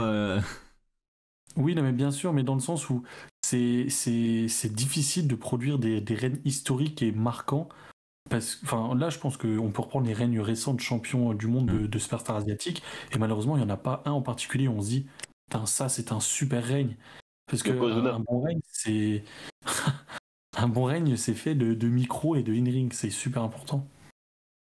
Ou sinon, à la rigueur, c'est ramener un manager, un truc comme ça pour Io, ou ça va pas mal. Qui est pas derrière son nom, etc. Bah Bailey, tu vois, s'il n'y a pas de dissension entre les deux. Voilà, à la rigueur, Bailey. Elle pourrait prendre le rôle. Vu que Dakota Kai a une longue blessure, on pourrait garder ce truc en tant que Io Sky championne, Bailey manager. C'est vrai, putain. Des nouvelles de Dakota en fait. Ouais. Elle est chez le kiné là. Ok. Elle a eu la carte du GM activée, là, le spa. Pas tenté. Spa santé 3, niveau 3.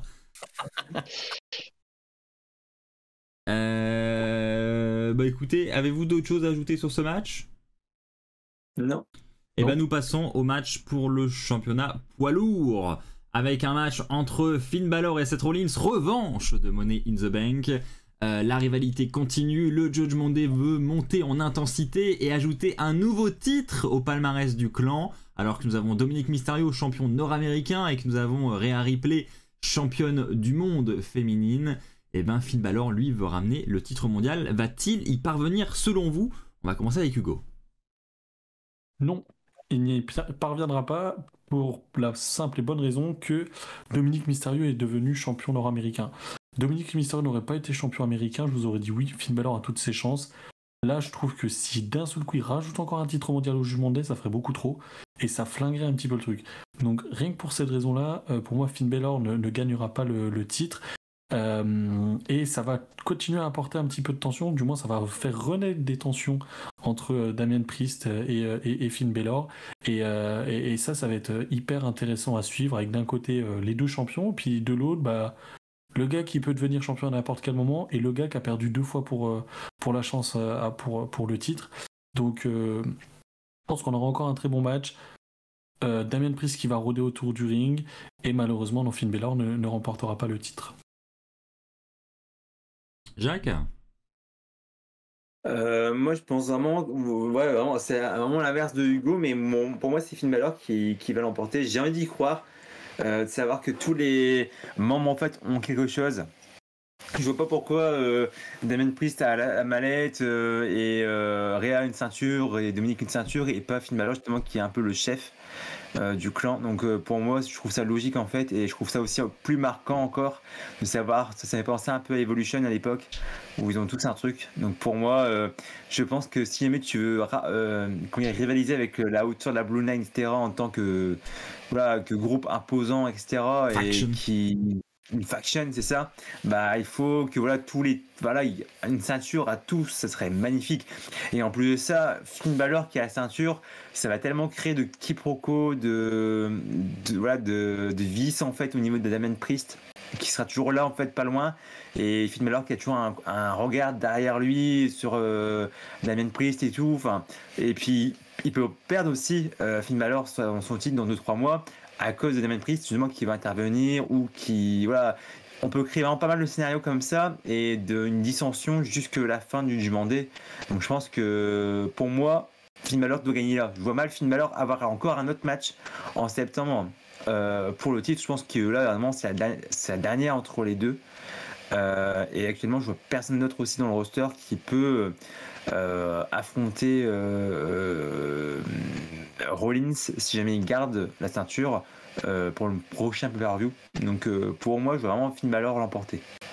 Je me permets d'enchaîner sur ce qu'a dit Jacques, Victor, avant de donner la parole, parce que je suis totalement d'accord avec tout ce que vient de dire Jacques. Je vais pronostiquer aussi Finn Balor, et je te rejoins sur vraiment tout ce que tu as dit sur la partie concernant Evolution, etc. Je trouve effectivement qu'on se rapproche de ce clan-là. Et j'ai envie de le voir en vrai. Et comme toi, je pense qu'il y a des tas de scénarios à faire. Et justement, je vois bien un scénario déjà à SummerSlam où la fin de match va être très ambiguë, où on aura un Damien Priest qui sera aux abords du ring, qui va faire genre il veut encaisser sa mallette. Et Finn Balor va lui dire qu'est-ce que tu fais et tout. Et au final, je sais pas comment ils vont boutiquer la fin du match.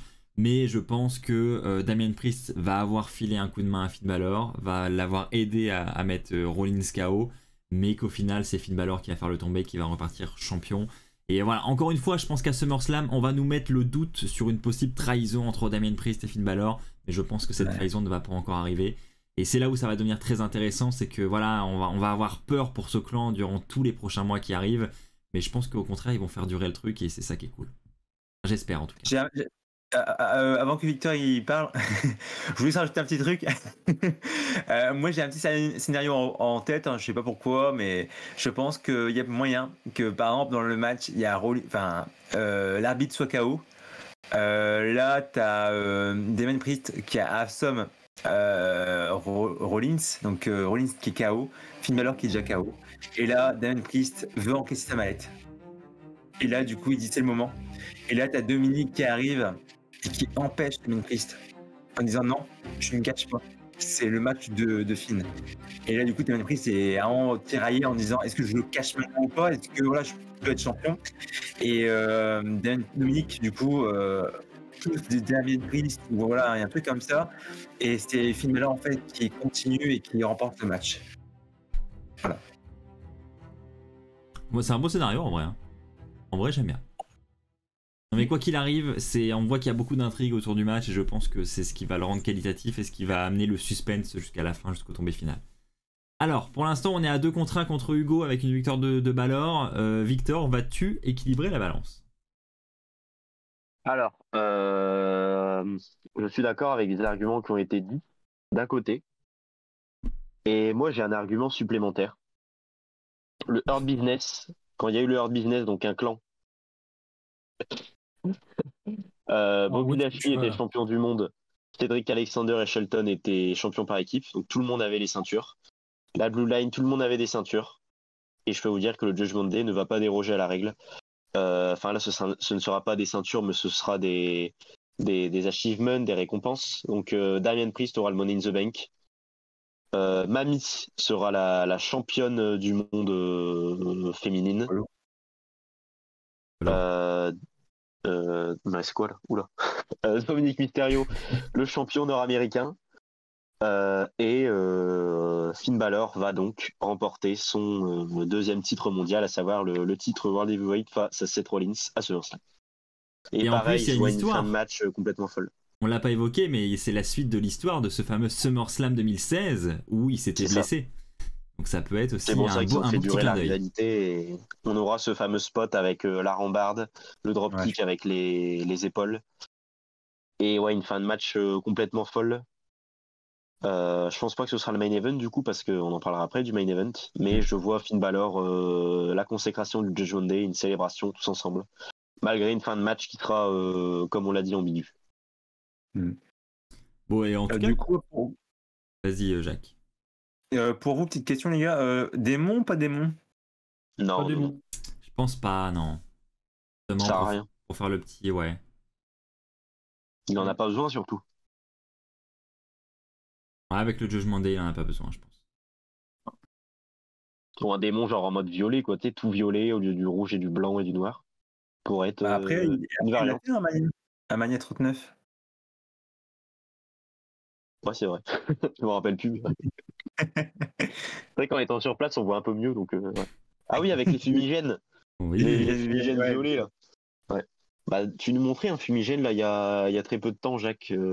Bon, t'as pas besoin de leur montrer, mais... Bref, passons. C'est justement pour le clin d'œil à Mania. Il a pris un peu d'avance sur ce que tu... Jacques, toujours une longueur d'avance.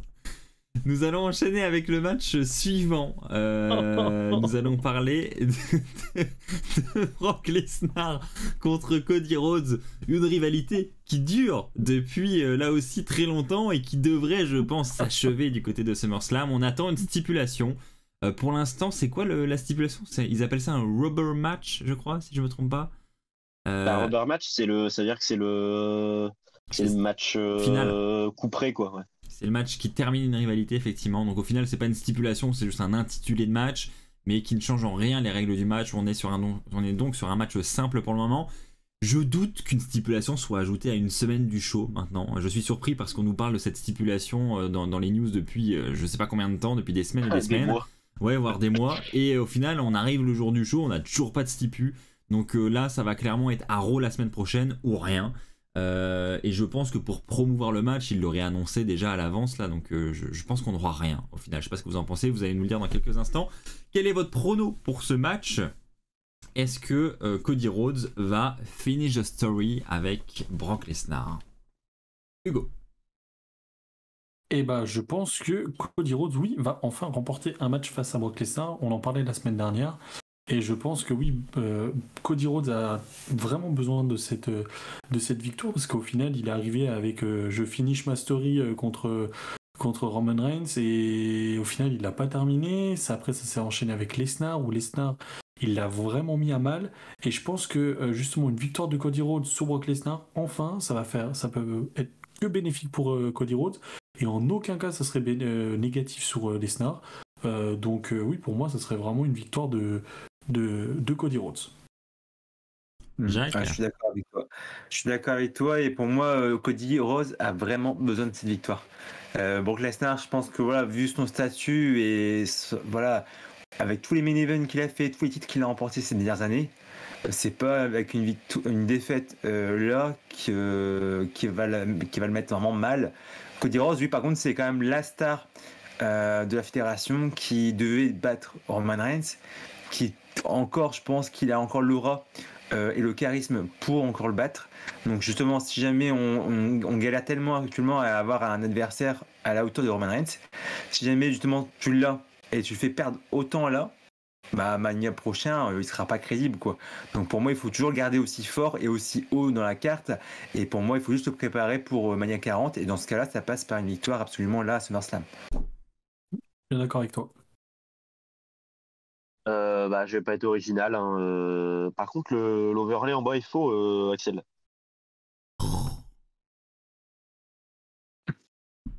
Super. Cody Rhodes, Brock Lesnar. On en parlait. Et victoire de Cody Rhodes. Ah oui. C'est court, hein. Okay. Non, j'ai envie de dire la phrase fétiche de Jacques, tout a été dit. C'était le 3e match, la victoire apportera beaucoup plus à Cody Rhodes que la défaite n'apportera à Brock Lesnar. Donc victoire logique de Cody Rhodes. Et je vous rejoins, tout a déjà été dit. Mais ouais, victoire de Cody Rhodes et ce ne sera pas n'importe quelle victoire hein, s'il bat Brock Lesnar, mine de rien, pour conclure cette rivalité. Brock Lesnar, c'est quand même l'un des personnages les plus crédibles à la WWE depuis de nombreuses années maintenant. On en parlait d'ailleurs tout à l'heure dans les facts hein, avec ses records de main event à SummerSlam. Donc c'est un gros personnage. Donc non, franchement, je suis très content. Ma seule déception, on l'a évoqué en intro, c'est vraiment la stipulation, quoi. C'est dommage de, encore une fois, se taper un match simple entre les deux. Même si on monte en intensité dans la rivalité, on aurait aimé avoir un petit last man standing ou un truc qui fait que, voilà, on est vraiment sur une conclusion de rivalité, quoi. Et qui sait, peut-être qu'au final ça veut dire que ça continuerait entre les deux et que la stipulation viendra encore après, mais c'est bizarre parce que comme on l'a dit tout à l'heure avec Victor, là ils emploient le terme rubber match, et ce qui veut dire que en toute logique ça devrait conclure définitivement la rivalité. Donc honnêtement je comprends pas qu'il n'y ait pas de stipule, hein. Donc on garde espoir pour lundi. Vous y croyez ou pas? Oui ou non? Oui, très clairement, je pense qu'ils peuvent nous l'annoncer. Ouais, ça peut, franchement, ça peut être qu'un plus, quoi. Pour moi, c'est un plus, et c'est histoire vraiment de faire mousser le truc jusqu'à SummerSlam, quoi. Une semaine C'est avant, ça me typiquement le paraît... genre de match. Bah moi je trouve que c'est typiquement le genre de match où t'as pas besoin de grosses stipulations, de titres en jeu ou quoi, justement pour que ça soit bon. Ouais. Après, ils peuvent juste le passer sans disqualification, hein, ou un no hold bar. Puis en vrai, voilà, ils vont juste utiliser peut-être des chaises et puis des tables, puis voilà, quoi. Je veux dire, c'est pas non plus une stipulation qui va vraiment tout chambouler. Je pense qu'ils peuvent encore l'ajouter là lundi pour histoire d'avoir 2-3 coups violents en plus à SummerSlam. Très bien. Eh ben écoutez les amis, je vous propose de passer sans plus tarder au main event de la soirée avec un match entre Roman Reigns et Jey Uso. Match pour le titre indisputé universel de la WWE, et ce sera un Tribal Combat. Yeah. Il n'y aura pas uniquement la ceinture de Roman Reigns en jeu, il y aura également ce petit collier tribal. Qui, selon vous, repartira avec la victoire? Est-ce que Jey Uso peut créer la surprise et mettre fin à ce règne historique de Roman Reigns? On en parlait tout à l'heure également, durant la WrestleFact de Jacques, de cette série de victoires. Est-ce qu'elle peut continuer? Bah justement, Jacques, on va te donner la parole en premier. Est-ce que, selon toi, Jey Uso va écrire l'histoire? Et je vais te demander de répondre dès maintenant à cette question par oui ou par non pour commencer. Pour moi, non. Non. Cody Rhodes contre Brock Lesnar, c'était la rubrique juste avant. J'ai dit quoi? L'overlay. Ah, je crois que c'est... Bah maintenant qu'il y a notre émission avec Jacques, on veut que tout soit parfait, quoi. La dernière, donc il faut faire... voilà, je préfère. On parle de Roman Reigns contre Jey Uso. Non, Jey Uso gagnera pas. Pour moi, il a déjà eu sa chance en 2021, je crois. C'est au tout début. Match Thunderdome avec Jey et ouais, Roman 2021, Reigns. Ouais. Donc pour moi, voilà, il a déjà eu sa chance, et pour moi, ce serait un peu dommage que ce soit Jey, en fait, tout simplement. Je préfère que ce soit vraiment bien, enfin, à un moment important, avec une bonne construction. Voilà, vous allez me dire, c'est la Blue Line, etc. Oui, ils ont le mérite. Jey Uso aussi a le mérite d'avoir une ceinture par rapport au travail qu'il a fait avec la Blue Line, etc. Mais pour moi, Cody Rhodes vraiment est pour moi vraiment la seule personne crédible à devenir champion et à créer une ambiance incroyable dans la foule, quoi. Donc pour moi, j'espère, et je pense pas que ce soit Jey, parce que Jey en tant que champion, je pense pas qu'ils vendent autant, par exemple, qu'un Roman Reigns qui serait champion ou un Cody Rhodes qui serait champion. Bon, je dis pas ça en mal, hein. Moi j'adore Jey Uso, mais pour moi il a pas non plus un calibre de top seller en fait à la fédération, et je pense que ça joue aussi beaucoup là-dessus. Au micro il se débrouille, mais c'est pas non plus le meilleur au micro. Et puis voilà, si jamais les champions, que va-t-il se passer avec Jimmy aussi? Il y a aussi leur tag team aussi à deux, donc je pense que ils sont vraiment faits pour être à deux, et un des deux qui est champion du monde poids lourd ou champion, voilà, du monde en général, j'ai du mal avec ça. Donc pour moi, non, Roman Reigns va continuer et va montrer qui est Daddy, quoi. Ok, Victor, es-tu en accord avec ça? Est-ce que selon toi, oui ou non, Jey Uso va créer The Surprise? Alors, j'en étais persuadé pendant un long moment que Jey Uso allait créer la surprise, mais j'ai réfléchi à quelque chose, c'est que je ne vois pas Roman Reigns perdre 2 fois d'affilée. Ouais. Du coup, bah, je vois Roman Reigns conserver avec, comme d'habitude, le ref bump, L'intervention de Jimmy, de Solo, de Paul Heyman, de toute la famille, quoi, toute la descendance. Donc, c'est dur à dire, hein, mais ouais, je pense que Roman va rester champion parce que, enfin, je vois pas Roman sans ceinture, quoi. J'ai trop de mal à l'imaginer, en fait. On s'y est tellement habitué que c'est compliqué. Alors, tu soulèves un point intéressant, justement, je trouve, vu qu'on parle de matchs de tribal combat, est-ce que l'intervention de la famille ne pourrait pas être une possibilité, justement, plus que probable, justement, pour soit préserver ou au contraire briser cet héritage? Je vois Hugo qui hoche la tête. Hugo, c'était l'une de tes idées? Ah, ton micro est coupé. Oui, c'est exactement ce que j'allais vous dire. Moi, j'allais vous dire, on va être dans le match et d'un seul coup, on va entendre I'm a bad man. Et là, Rikishi va pouvoir débarquer. Excusez-moi pour son time song que je l'ai tué, mais je pense qu'on aura Rikishi qui va pouvoir faire son petit retour et intervenir dans le match. Et après, pour revenir à ce que disait Victor et Jacques, c'est vrai que Reigns le faire perdre 2 fois, ça serait quand même très très très très gros. Et moi en fait les Usos, j'arrive pas à les dissocier. C'est-à-dire que les Usos, malheureusement, je les mets dans les mêmes cases que les équipes comme qu'est-ce que par exemple, comme c'est pas le meilleur des exemples, mais par exemple tu prends de Bushwalker à l'époque, c'est pareil, eux c'était une équipe où tu n'en avais pas un sans l'autre en fait.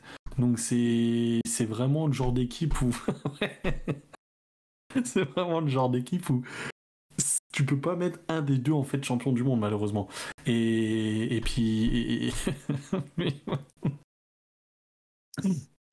et du coup voilà, et je sais même plus ce que je disais. Moi je propose qu'on le fasse tous ensemble quand même, hein. On pourrait tous ensemble le faire.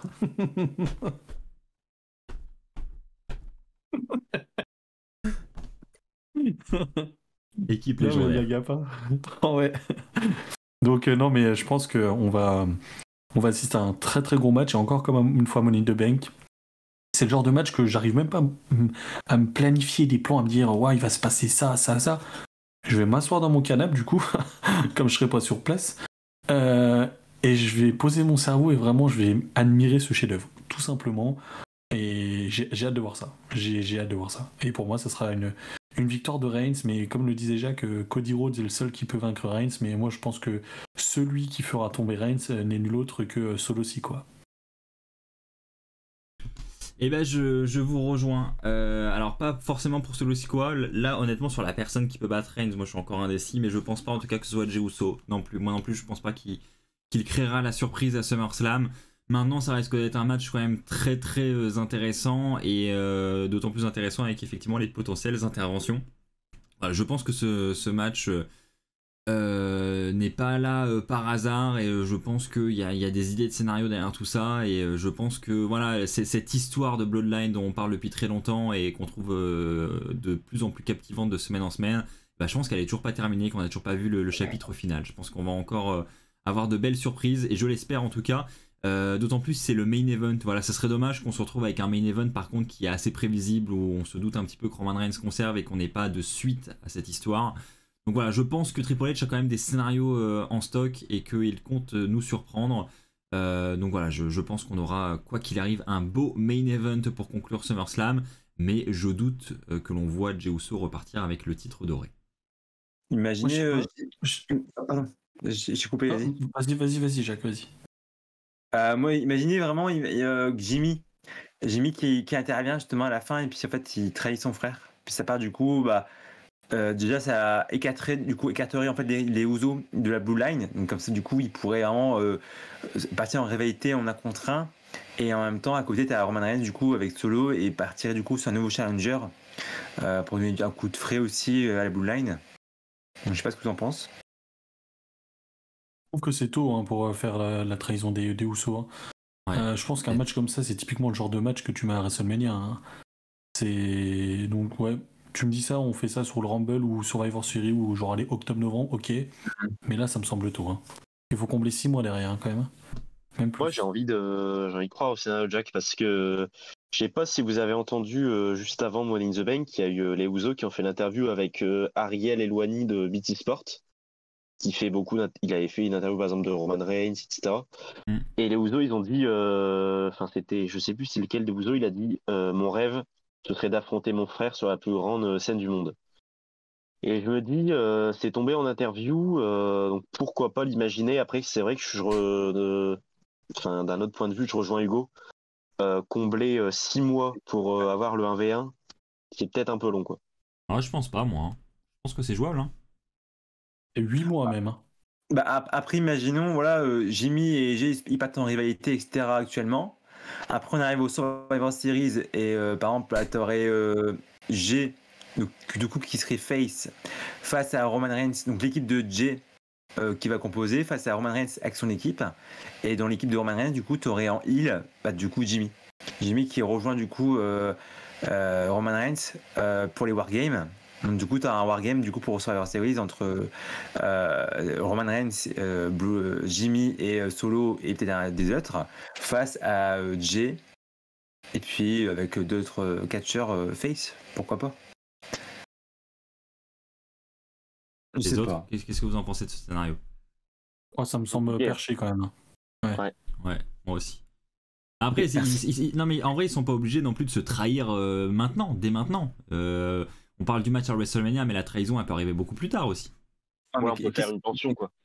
Mais je pense vraiment à un moment choquant en fait pour le match de SummerSlam parce que pour l'instant c'est tellement prévisible qu'il faut quand même un truc que tu te dis ouais putain c'est quand même la fin de SummerSlam, donc du gros show de l'année après Mania, et il faut vraiment un truc qui laisse vraiment sans voile les spectateurs, ou vraiment un truc qui est pas du tout prévisible comme une victoire simple de Roman Reigns en clean quoi.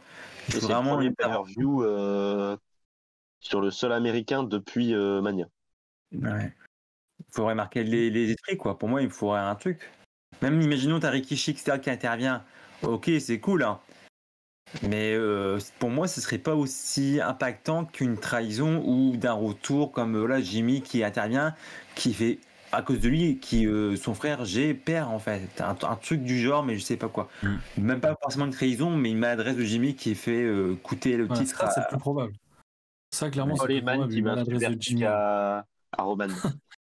Moi j'ai adoré comme il a vendu le super kick, hein, Polyman perso.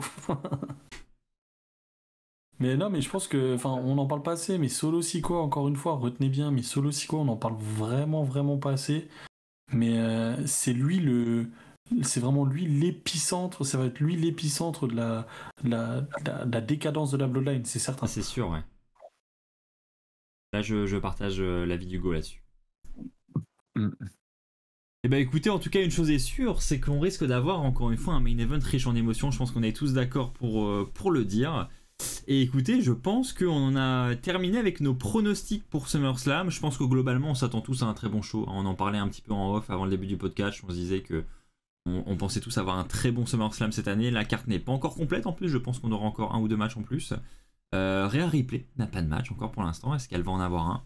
Ça serait bizarre quand même de ne pas avoir Rhea, je trouve, dans la carte de SummerSlam. Hein, vu le booking actuel. Puis mine de rien, ceux qu'on n'a pas eu depuis un sacré moment, c'est Kevin Owens et Sami Zayn. Ils sont champions, mais ça défend pas. Hein. Ouais, après, la Kevin Owens a l'air blessé, je crois. Mais c'est vrai que Money in the Bank, ils n'ont pas défendu. Si je dis pas de bêtises, à Puerto Rico, ils n'ont pas défendu non plus. Non, ils ont défendu avant Money in the Bank, c'est tout, quoi. Par contre, après Mania, on en a bouffé. Hein. Il n'y avait que ça durant tous les shows. Mais là, maintenant, il n'y a plus rien. Ils ont tout donné. Ils ont eu le quota pour l'année. Ça fait du bien, tu vois. On respire là. Austin Theory également, on nous dit sur le chat, effectivement. Ouais. Mais Austin Theory, du côté. Bah si, on va connaître le challenger là, normalement, pour Austin Theory. Ça joue entre Santos Escobar et Rey Mysterio.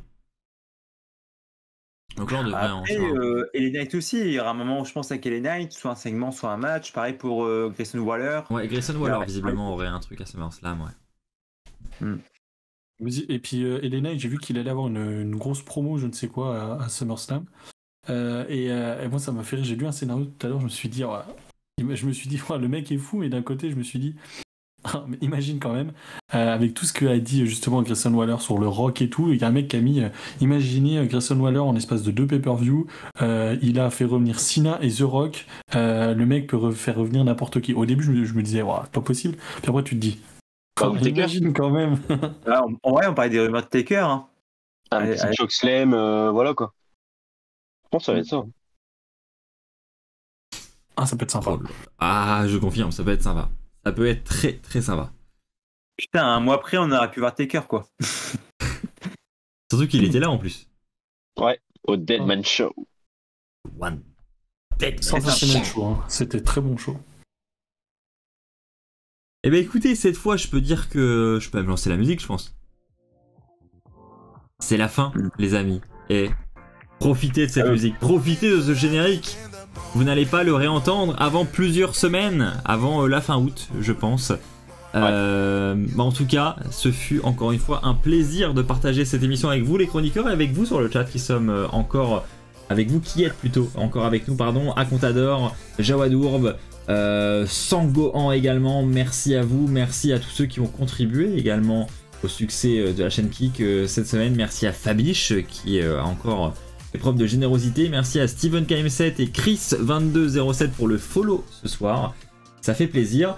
De mon côté, je vais vous emmener avec moi du côté de SummerSlam au travers de mes réseaux sociaux, donc n'hésitez pas à me rejoindre. Je vous remercie encore Hugo, Victor et Jacques de m'avoir accompagné ce soir. Je vous souhaite à toutes et à tous une bonne soirée. Un mot de la fin peut-être pour les chroniqueurs. Victor, Jacques, Hugo. Bushwalker. Bushwalker. Ok, Jacques. Une petite dédicace à Louis, qui est pas là ce soir, comme par hasard. Quand on est là, il est pas là. Ça, je trouve ça un peu bizarre. Ah, pose-toi les bonnes questions, du coup. Ouais, je pense. Est-ce que tu n'es pas la pièce qui dérange? Ouais. Bizarre. Ouais. Mais bon, en tout cas, pensez à Louis, puis merci à tous d'avoir suivi l'émission avec nous, et puis à vous aussi pour ce moment avec vous trois, et vous passez un très bon moment. Puis bon show aussi. On avait dit un mot, Jacques. Hein. Oui, c'est vrai. Il est bavard, Jacques. C'est une bonne soirée. Ça fait toujours deux. Ça fait deux. Hugo. Moi, je vais faire comme Jacques, je vais faire une phrase. Non, c'est remercier tout le monde, c'était vachement bien. Et j'ai hâte que tout j'allais dire tout se passe vite, mais non, mais j'ai hâte de retrouver vous trouver la prochaine fois pour le podcast, qu'on puisse reparler catch, du voyage à SummerSlam, de tout ça. Donc ça va être top, j'ai hâte. Eh ben merci à vous trois encore une fois. Merci à tous de nous avoir suivis. Et moi, en mot de la fin, je vais vous dire bonnes vacances à tous. Profitez bien, profitez-en pour vous ressourcer. Pour ceux qui reviennent, bon courage à vous. Hein, vous êtes dans la période la plus dure de voir tout le monde partir là. Et pour ceux qui partent, voilà, profitez bien. On se retrouve très vite. D'ici là, portez-vous bien. Et comme d'habitude, n'oubliez pas, soyez toujours très très fiers d'être fan de catch. Allez, bye tout le monde. Bisous. Live your life within the moment, and don't go wait until the morning.